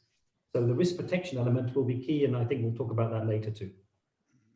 Yes, thank you, Bernard. Sorry, thank you, Olaf. I think it's effectively that is a very important point. The last point yet you have Johnson mentioned the awareness and the protection against risks. But I think for this here, the inclusion of risk mitigation techniques already in the regulation itself is one of the product innovations that PEPP has put forward. But okay, thank you. In fact, your statement is much more positive than I thought from the insurance industry.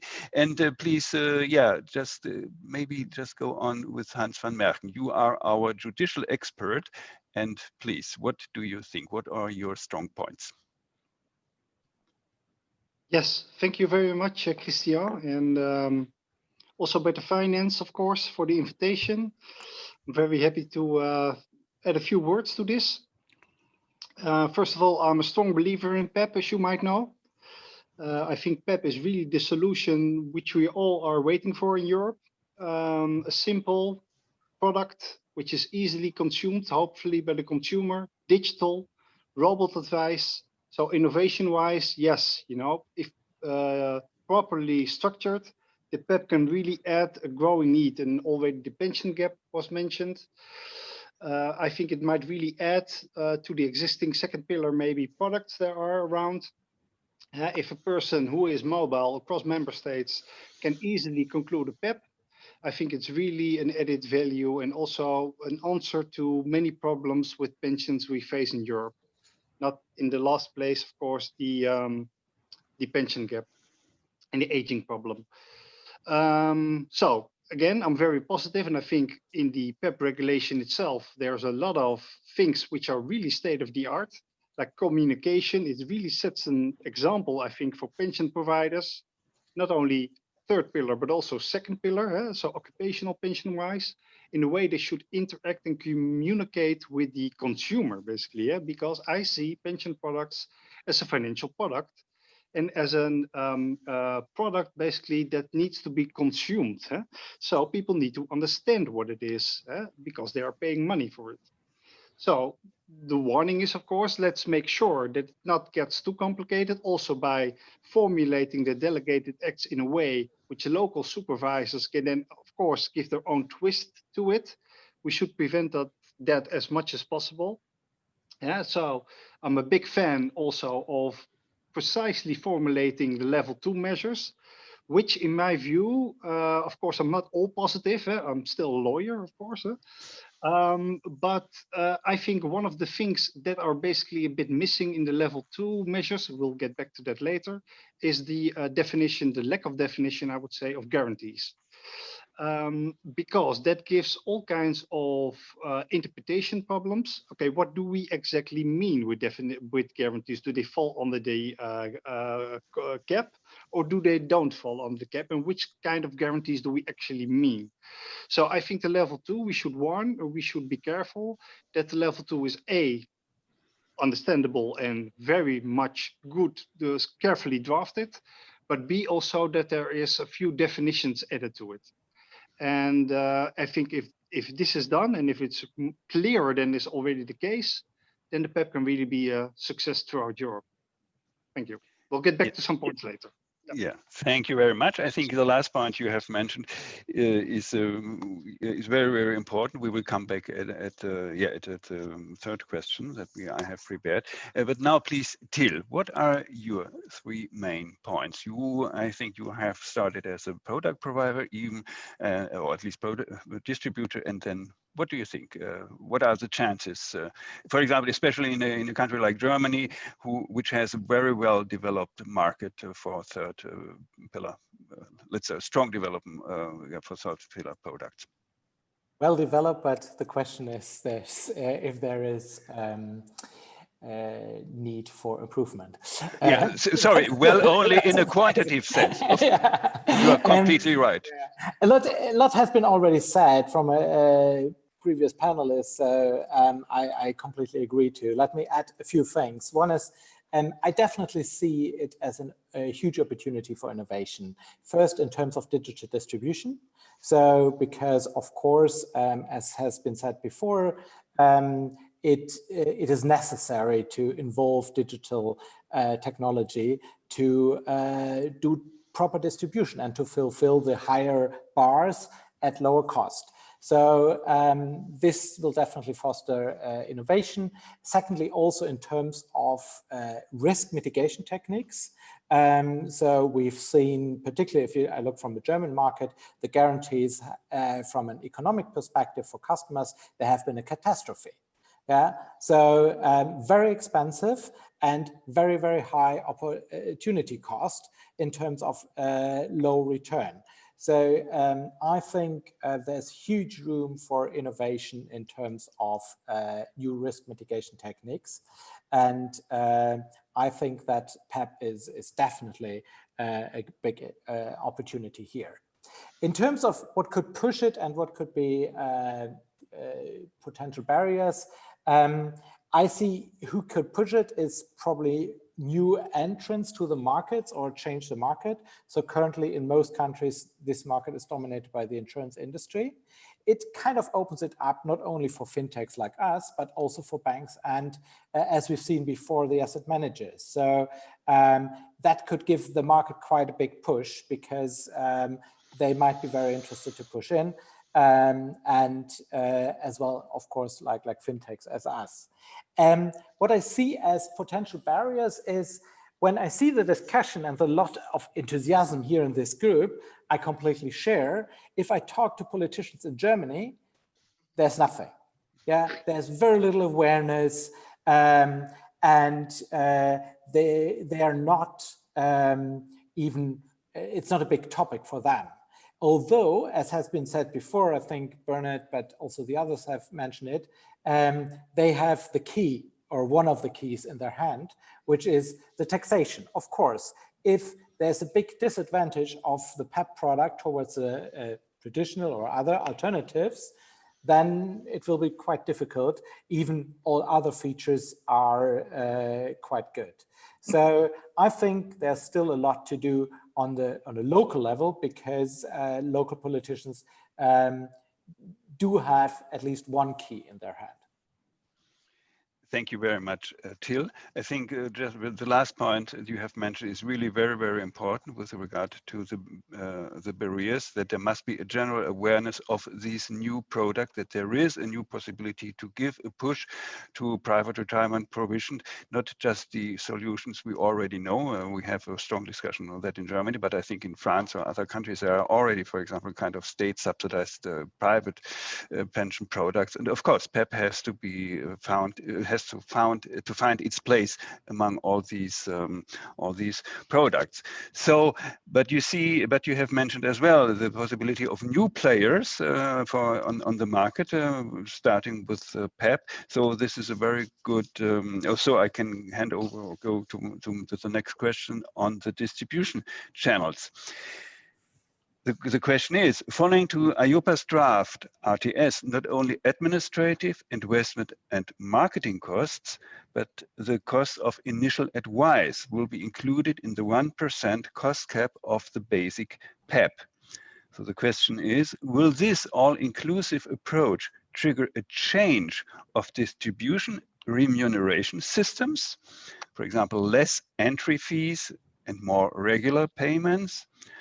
And could it lead to, as we have already discussed a little bit, could it lead to more online distribution procedures with layered information, which are already enforced by the current pandemic? Maybe just Till, you explain a little bit more what you just had started. Yeah, I definitely see there will be some pressure for online distribution and kind of piggyback on a trend, which from my perspective is good. Either it happens via fintechs or even also the incumbents. So I hope that we will see a push forward for innovation for online distribution. There's another side effect from my perspective, which is indirectly related to the cost gap. We are all talking about the standard PEPP, but there's other PEPPs as well. And there's lots of opportunity. And I think that's quite often does not get enough attention because, of course, you can charge more if you provide more value. For me, the basic PEPP is a very good default option, and I really like the idea. On the other hand, it will be a benchmark for all additional products. And if you, as a provider, provide another PEPP product, you need to show that it has additional value, and this additional value has a price. And once you can show that to customers, they are probably also willing to pay the price. So this, I think, will have huge impact on distribution because now we have the reference point. And everything you provide to customers needs to benchmark against this reference point, which is very transparent. And this is why I have high expectations in terms of impact on future distribution. Thank you very much. Now I'm very curious what the representative of the insurance industry might say to what Till has said. Please, Olaf, go ahead. Yeah, thank you. Well, I think this is where, you know, I did mention some of the reasons for successful failure without necessarily judging what the outcome would be. But I think if we focus on the distribution, I think we have to talk about the 1% cap again. And I think this is unfortunately a reason why it may not succeed in terms of attracting suppliers. Because some people think the 1% cap is just a case of, well, if we don't have so much commission, you'll solve the problem. But I think what tend to be forgotten is within the 1% cap, we have to provide full advice, and that is full advice, including covering all aspects of the customer's other sources of income, their tax situation, other pension options, their option of a company, state pension, all these things, which is not possible to do robotically yet, and maybe somewhere away, especially as it will have to be tailored to each and every European market. So I think that the cheapest advice that we are aware of that can manage that sort of level of advice is upwards of at least 150 euros, more like probably 200 plus, because it's based on a human expert and takes some time, probably at least an hour or more. So if you compare that to what a PEPP can charge 1% per year, and if the average PEPP is 1,000 euros, that's 10 euros in 1 year, even allowing for accumulation over 5 years, you can't even pay back the advice, let alone all the other costs. And this is a product that has to have compartments, has to have advice at 3 stages of the product life, and obviously requires a lot of systems, setup, training, and all sorts of other things.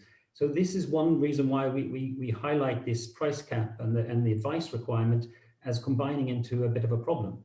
Now, and one reason why there's some concern about whether it can be offered.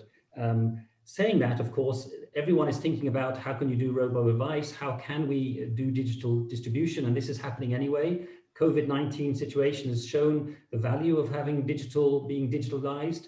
The insurance industry has managed to cope very well operationally, and that's partly because they are already very digitalized. And so this is not something caused by PEPP, but PEPP has accelerated some of the discussion, and I think that will continue. A few things just on the digitalization that we have to bear in mind, and that is that beyond the ability to digitalize and auto advice, there's also the question of whether people are yet willing culturally to make a big decision like a PEPP, which is probably one of the biggest financial decisions they will make online, you know, without face-to-face involvement. That's a behavioral thing that we think may still be a barrier at the moment. There's also the issue of in some cases there are some legal constraints still. I think COVID showed that not every country allows digitalize everything. There are still some local rules which prevent that. So there's still some barriers to full digitalization, not all of which are to do with the companies or the technology, but certainly some of them are as well. So I think that I do agree that PEPP is part of a process to sort of push towards digitalization. That will continue with and without the PEPP. But clearly, if the PEPP is going to be offered at all, it has to be very low cost distribution, very digital. Thank you very much, Olaf. I just would like to make the remark that there are already products or companies, insurers especially, who try to sell pension products already now, just only in a purely online way. So for this, the PEPP is not a completely new product, but I think it enhances a tendency which is already existent. So yeah, now Bernard, does the investment industry have a different point of view to the question of the distribution costs? So I mean, it does not happen, you know, always. It happens sometimes, but you know, I fully agree with my colleague Olaf. I mean, you know, I could have just you know, fully you know, signed his statement. I mean, you know, the problem is that we have this 1% fee cap, and there is, as Olaf said, there is this just full advice, you know, just it's you know, MiFID type suitability test that needs to be made, and the text in Article 4, the regulation, is, you know, pretty precise. And we must say that IOPA and Gabriel in particular was not in favor of requesting these, you know, full advice. They advised the Commission just and the co-legislator not to go in that direction, but unfortunately, they were not followed. And now, because of the combination of these two, and the need to provide a field advice, I mean, what we get from the industry is that the 1% fee cap, including the initial cost of advice, is not economically viable, unfortunately. So there is kind of a deadlock. I mean, that's you know, the position, what we are hearing from our members. And what can we do? I mean, regarding the advice, you know, do we want to reduce advice? IOPA took position in its assessment that doing that would be, and I quote, a regulatory circumvention. So they believe that the text there is quite tough regarding advice. And IOPA, in its statement, in its assessment, also believe that there is limitation to the way you can automate or semi-automate the distribution process and the advice process, in particular because we are talking about a personalized recommendation. So it's not execution only. It's not like the PEPP, it's safe, it's cost efficient, I want to save in it. No, you need to have this conversation, and there is a responsibility and compliance on the part of the distributor's advisor that he has just complied with this administrative work. So what can we do? I mean, you know, we believe that at this stage, we can still avoid this bad outcome if we could convince the European Commission and the European Parliament, and I would hope that Dragos there, you know, would just would be convinced that there is a need to do something to exclude, and this is a proposal to exclude the cost of initial advice at least until the first review of the PEPP. Okay. You know, and the fee cap. That's just a proposal. Let's allow the PEPP to take off. Okay, thank you very much.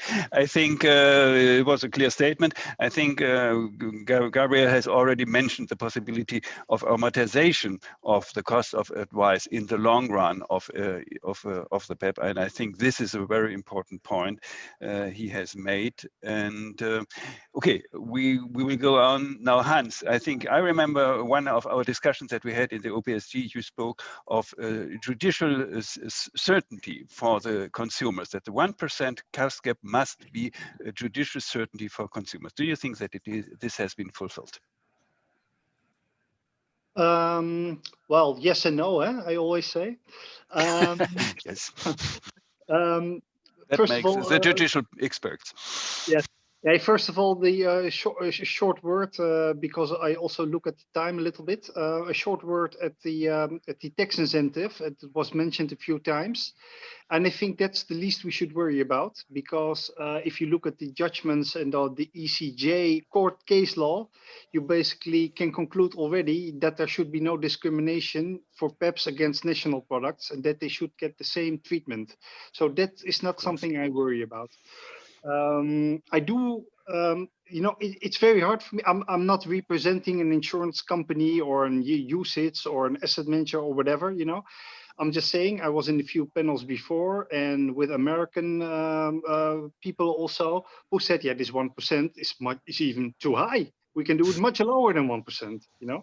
And I don't know, of course, the details, you know, of the American 401k products, but at least that's what they told me. They said, okay, that's already too high, 1%. We can do it much lower. And I really like the idea of Till, what he mentioned before, of the basically attitude saying, okay, this should be a reference point. Let 1% be a reference point, and leave it up to the market, yes or no, whether we can fulfill this 1%. I think that's much more important to see what happens. You know, innovation should be really on that 1%. So, and I think the winner will be the one who gets it done, you know, who gets it done to offer this product really at this reference point of 1% close and buy. Mm-hmm. And yes. Of course, yeah, so. So, yeah, thank you. I think that is I think that's a very good point, and we know that I think the supervisory authorities, either on the level or the European level, are already ready to listen if one really comes with strong arguments to them, and then they will maybe have more subtle view on some points of the regulation.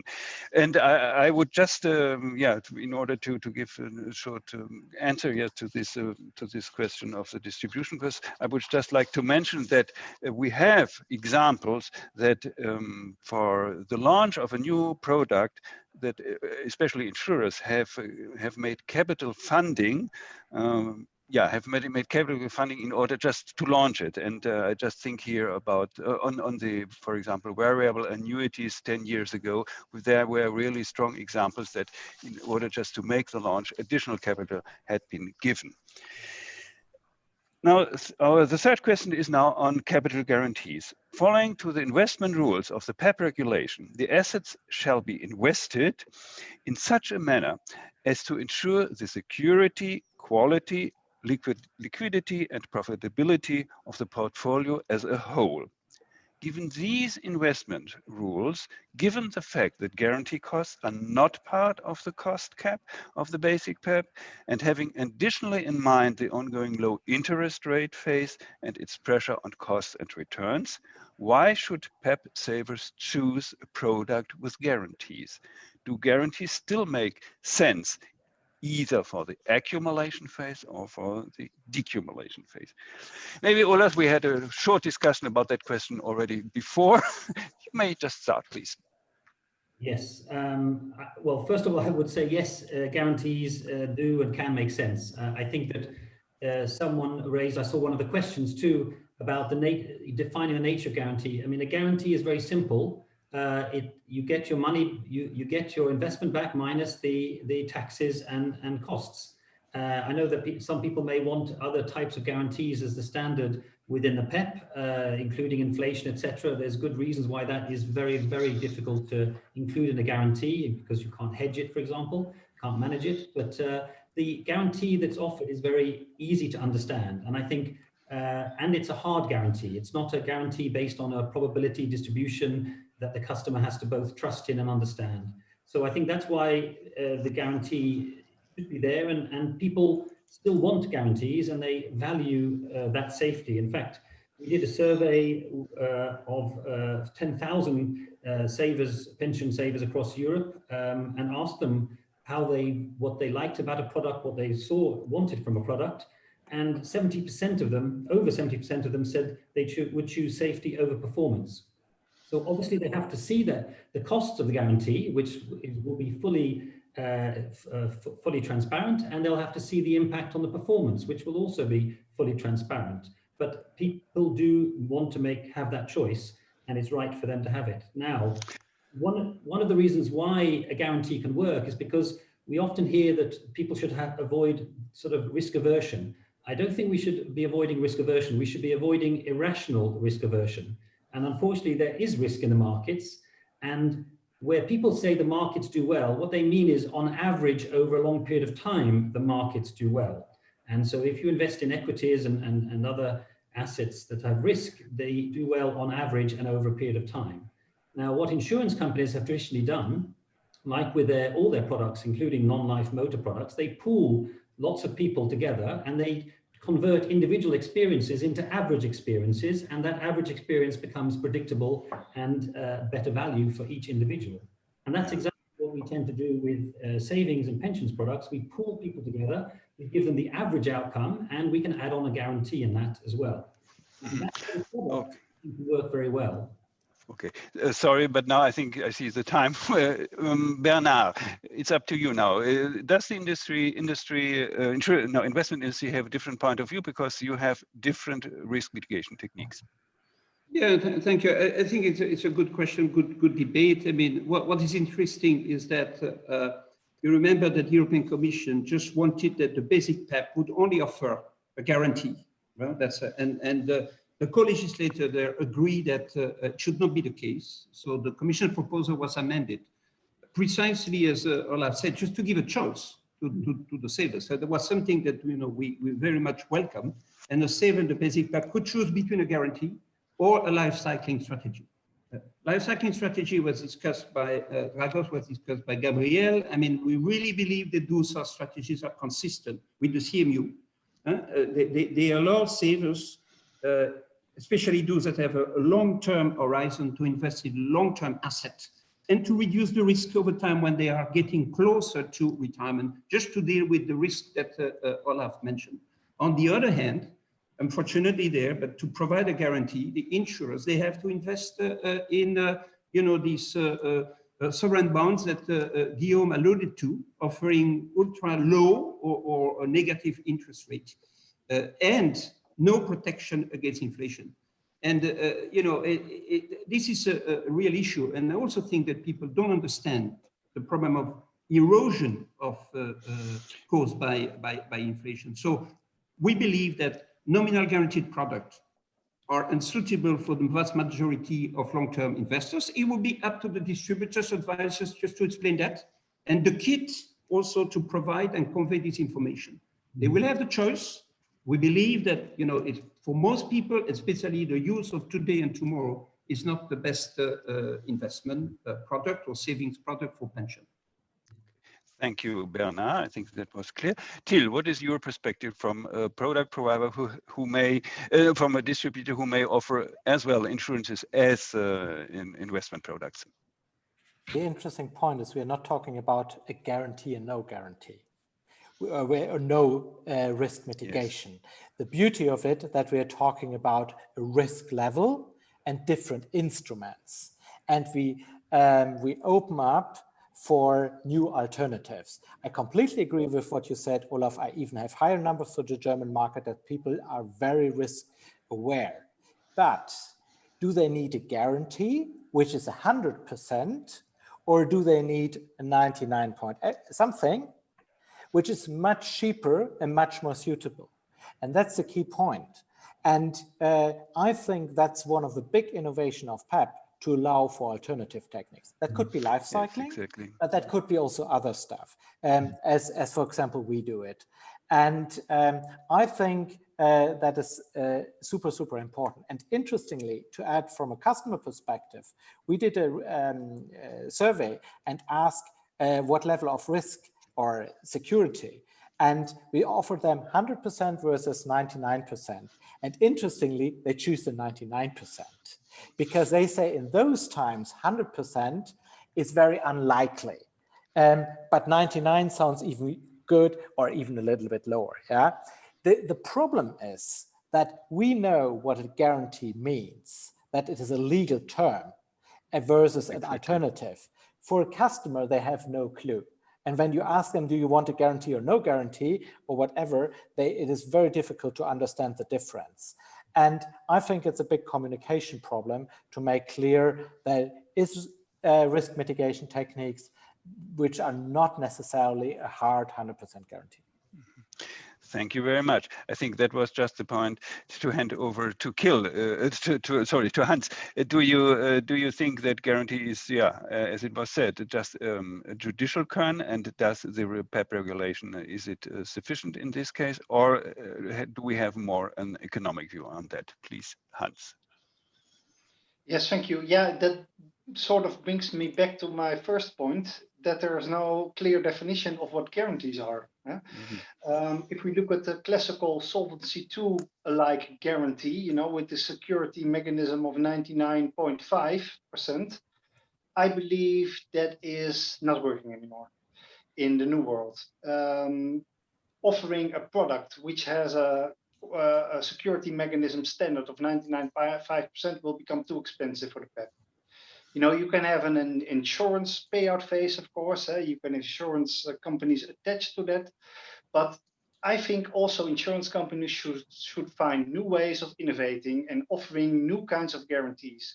That means we have to leave, in a way, the classical definition of what guarantees are. You can also simulate guarantees or by risk sharing. There are all kinds of ways out there, by not offering guarantees in the classical way anymore, and maybe even with a lower guarantee or a lower security standard. Like, for example, pension funds in the Netherlands, they have a security mechanism of 79.5, which is much lower, of course, than Solvency II insurers. But even that 79.5% cannot be met, by the way. So I think in the new world, we should think about ways of more like even tontine-like structures, of sharing the risk within a pool. And I know that's not very popular in some areas, but I think it's the way we should model a PEPP product in the end. So the classical definitions of guarantees I don't longer see a future for them. Sorry. Christian, can I just add one thing there? Because I think that behind insurance products, there is a pooling of risk. Behind almost every insurance product is ultimately a pooling system of the longevity, mortality, and other risks, as well as the investment risk. So that's one thing. But I think that just 2 quick points. One is that insurers are also interested in offering these other products, life cycling and pooling and smoothing that the PEPP offers. So it's a range of products we think should be available. On the guarantee, one of the big issues is Solvency II, because Solvency II, we're not arguing with the 1 in 200, but we do think that the 1 in 200 is not being correctly applied to us because it doesn't fully take into account our long-term nature and the interaction between assets and liabilities in the right way. If we fix Solvency II in the way that we are proposing for the Solvency II review, I think you will see guaranteed products which will be able to take more investment risk for long-term products like pensions, and therefore be able to offer a better balance between safety and return. Thank you very much, Olaf. I think that is a very good point. But again, it is already very technical. I think we are already rather far in the time, and I think we should now open the floor to the questions. I see here one question from Andre Angisoglu, sorry, pronunciation. The question is, will we be sufficiently transparent about the impact of costs and charges and inflation, and on what the guarantee means to the consumer in real terms? This is a bear trap we must not fall into. I'm worried we are walking straight into it. Maybe Till, you would start to answer this question. I'm not question sure if I fully understood the question. Just the question. No, the question is the cost of the guarantees, or opportunity cost of guarantee. Can they be shown in real terms? The opportunity cost, yeah, of course they can. That's pretty clear, and that's exactly as Olaf, as you mentioned. So there's an opportunity cost. You can put a number behind it, I think the interesting point is really kind of have a high level of security, and nobody doubts that. That's the key point here. That this is necessary, and that's also what consumers want, and rightly so. But the question is, what are we talking about, and what is the right level? And I think it's quite interesting to have alternatives, and that allow currently. The guarantees are the reason why people have less pension, and that is shit. Or this is the biggest problem at the end. What we all should strive for, that people get the most out of the pension or for what they pay in, and there is cost and there is investment, and if that holds back a proper investment, then it is not good. Of course, combined with the security. But from my perspective, it is a good development to open that up and for alternatives. Okay. Bernard, would you like to add something? Yeah, quickly. I mean, I understand with Till that, of course, there is this opportunity cost. I mean, now, as Hans said, I mean, all this would need to be properly defined. I mean, if the opportunity cost is the loss of return compared to another strategy, okay, I think that this can be shown in the PEPP. But there is also the cost of producing the guarantee. And this is something that is not defined in the level 2. And this is very unfortunate because it has been excluded from the fee cap. It will be shown in the kit, but it's excluded. And there is no proposal to agree on a common methodology to calculate and define and calculate this cost of guarantee. This is being left to national authorities on the basis of evidence that insurers will show them. And I can bet that at the national level there will be different views on whether this evidence is convincing. So we're disappointed about this aspect of the level 2. And we hope that, one day the European Commission will ask EIOPA to develop a common methodology to calculate the cost of providing a guarantee, which is different from the opportunity cost of having a guarantee in its product. Christian, can I just make some comments there? Because I think that First of all, the impact of any cost of guarantee to the customer and their returns will be completely transparent under the PEPP and to the customer.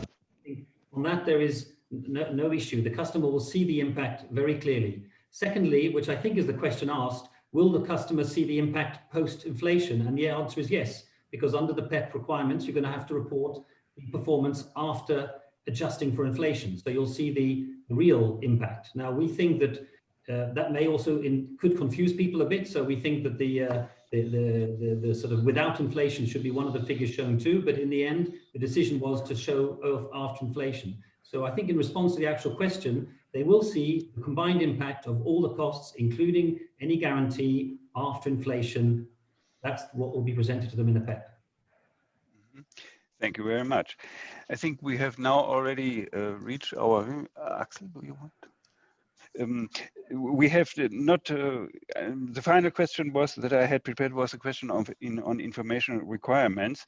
So, do you think that, for example, the disclosure of on the one hand of the total amount of the contributions on, for example, the projected monthly retirement benefits, are these disclosures sufficient enough to give this security to the possible customers of the PEPP? Maybe Hans, you could start. So we touch a little bit to the point of the benefit pension statement. Yeah, to keep it short and also to save time, this is not my expertise, of course. So I'm not a communication expert. We are trying now to develop also, as I said, as you said in the beginning in my introduction at the University of Utrecht, a sort of framework where consumers can be protected more against pension products, and that doesn't lie is our first finding into information, what information details. Now it's more about, does the consumer really understand? It doesn't really matter how technical you get, or how much prescriptions you must subscribe to a person. He doesn't read it anyway. So I don't think it lies in the communication requirements as such. It lies more in the fact that, okay, can you fulfill what you promised? Point. And if you didn't promise anything, what did you promise? So it lies more in the confidence that actually a person has in the product. And again, that doesn't, I think, lie in the information requirements. And still, what is your opinion about it? I pretty much agree with Hans. It's really kind of, because you are in a dilemma. The dilemma is that from a regulatory perspective, you want transparency means a lot of information, a lot of detailed information. From a customer perspective, it's completely the contrary.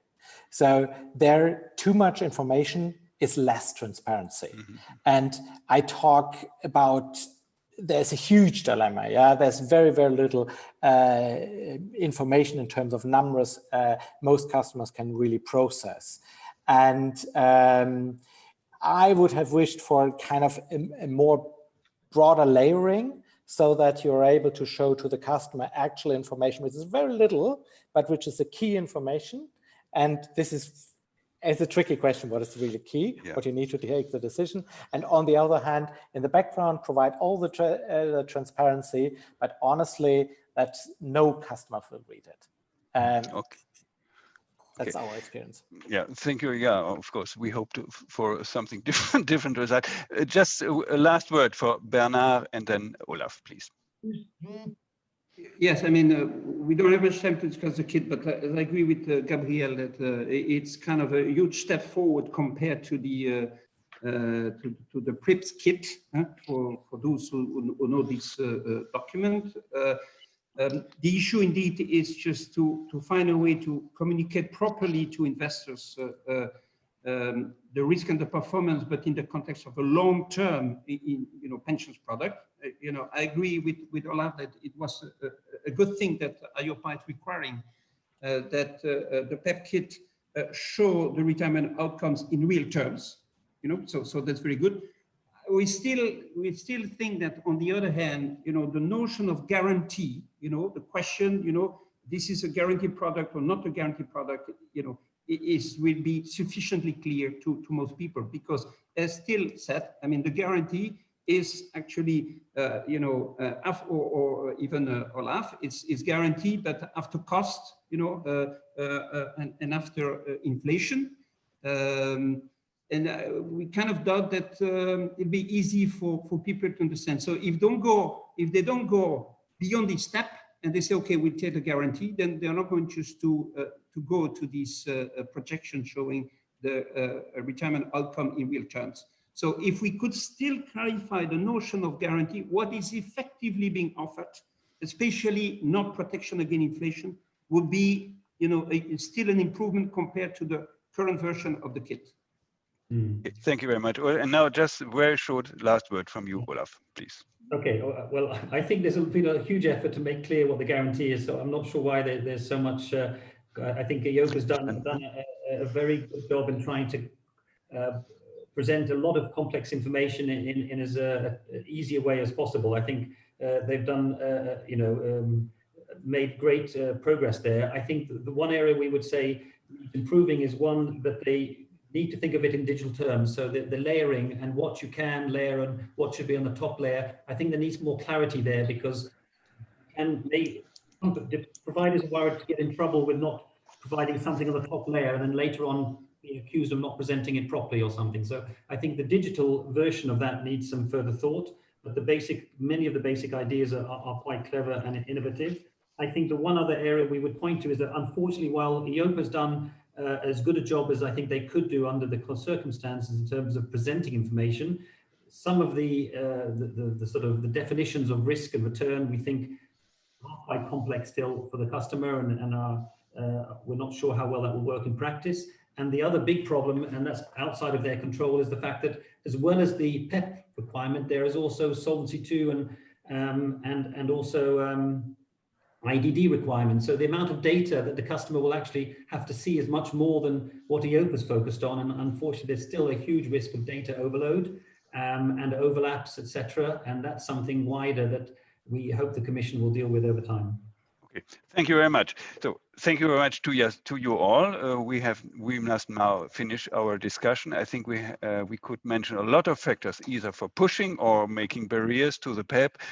It is clear, from our point of view, from BDV and Better Finance, we try that it will be a success, but of course it cannot be done against the will of the product providers. So thank you very much to you all, and I hand over to Axel for the conclusions. Thank you.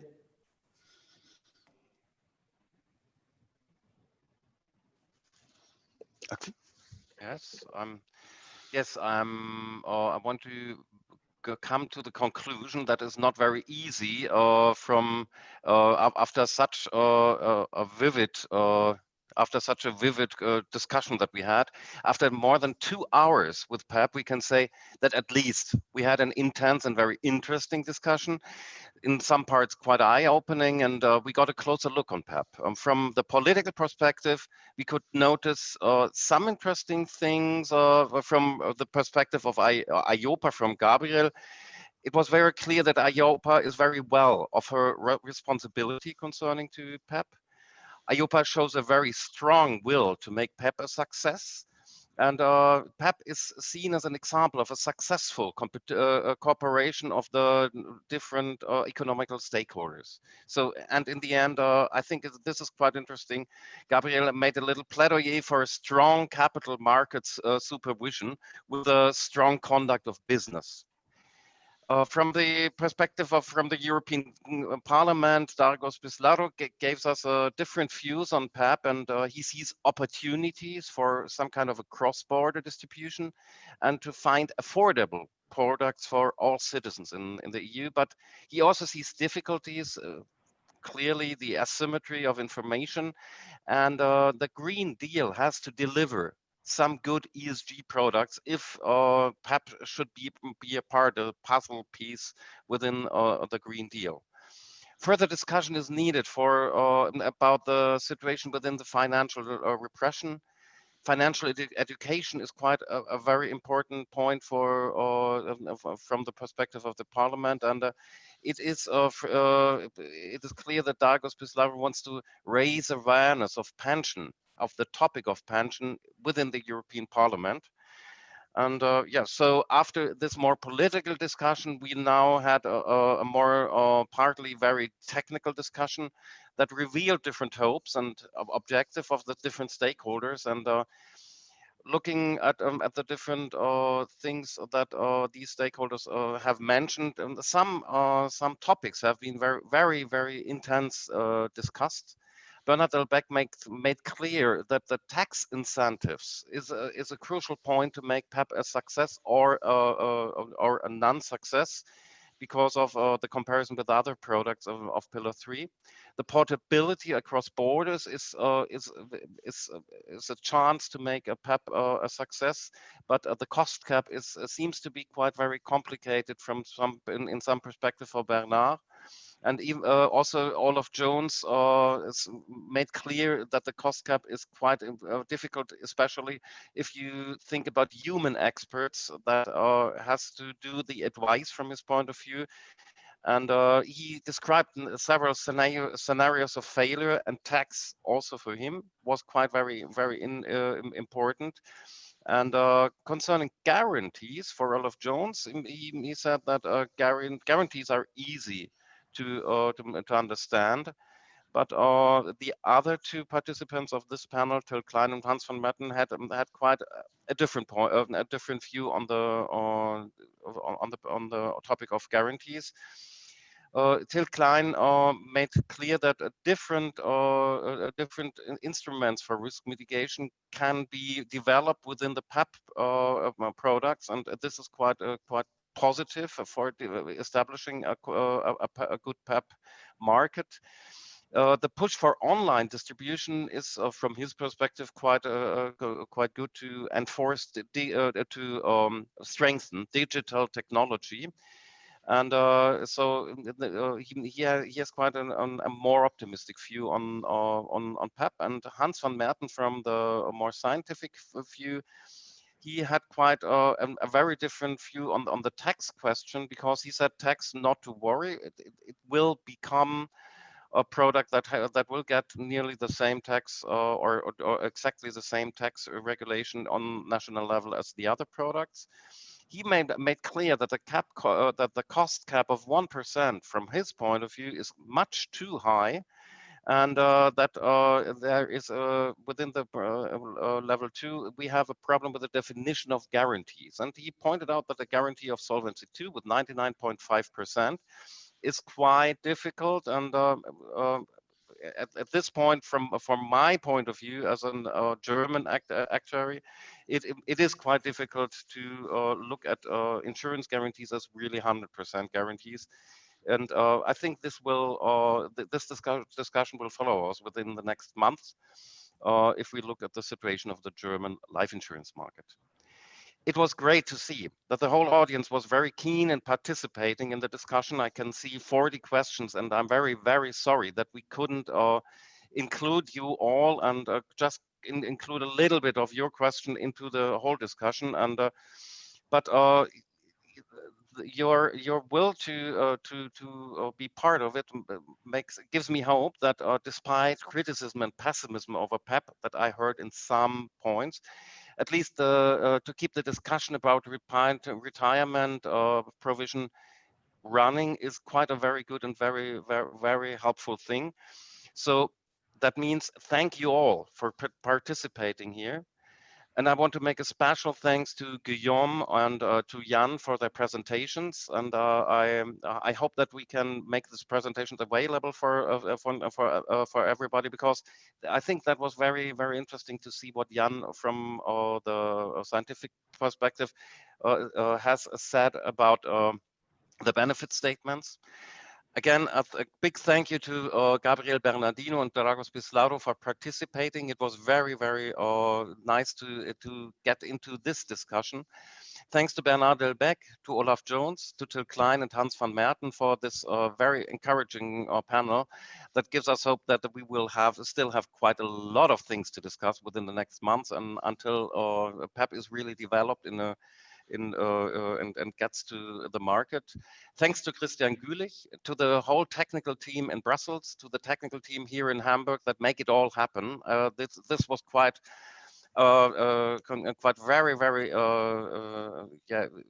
very interesting and a challenge to do this, to make this conference happen. I wish you all the very best, especially health for you and your loved ones.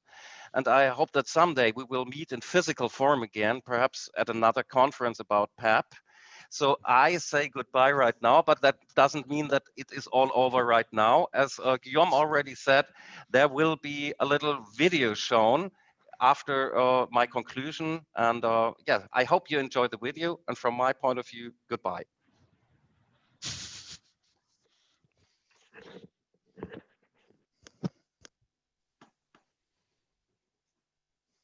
These days, you can enjoy your retirement for longer than previous generations did. Sadly, pensions fail to keep up and your living standards will suffer. But good news, the EU has a plan. A pan-European personal pension product, or PEPP. Properly implemented, the PEPP should shield your pension from fees and inflation. To avoid bad surprises, PEPPs offer capital protection. But will PEPP be able to deliver? The main dangers are fees and the rising cost of living, but PEPP's capital protection takes inflation into account, right? Not quite. Although Better Finance supports the PEPP project, the proposed capital protection is a scam. Your savings need protection from fees and inflation. Here's an example to highlight the scam. You set aside €100 in a PEPP product at the age of 25. You would expect to be able to at least withdraw that same €100 upon retiring at age 65, but that's not how it works. Here's the scam. Over those 40 years, your pension provider charged fees. Even a modest fee of 1% after 40 years will reduce your protected capital from €100 to €60. But the scam doesn't end here. Add inflation into the equation, even at just 2%, and your protected investment equates to only €27. Hardly fair, right? But not all is lost. We need to make sure that EU lawmakers take capital protection seriously. A true pan-European personal pension with real capital protection would ensure bright futures for all. Stand up to this scam and demand real protection for your pension savings. Sign the Better Finance petition on avaz.org and forward this video to your member of the European Parliament. To find your MEP's email address, go to the European Parliament website. So thank you very much, everybody. I will join Axel in thanking everybody for an excellent conference and an excellent conversation on a very important topic. I also hope we can count on some support in signing our petition, which you can find on our website as well. So you can either follow the link to the petition from the YouTube video or on our website. In any case, we will be sending an update on this conference, a follow-up email with presentations, links, and other material. And I guess for your information, the conference was recorded, so we will also, it is available on our YouTube channel, but it will also be edited in a shorter format so that you can also enjoy the conference video afterwards. So with that, I thank everybody, and we hope to see you soon again. Thank you.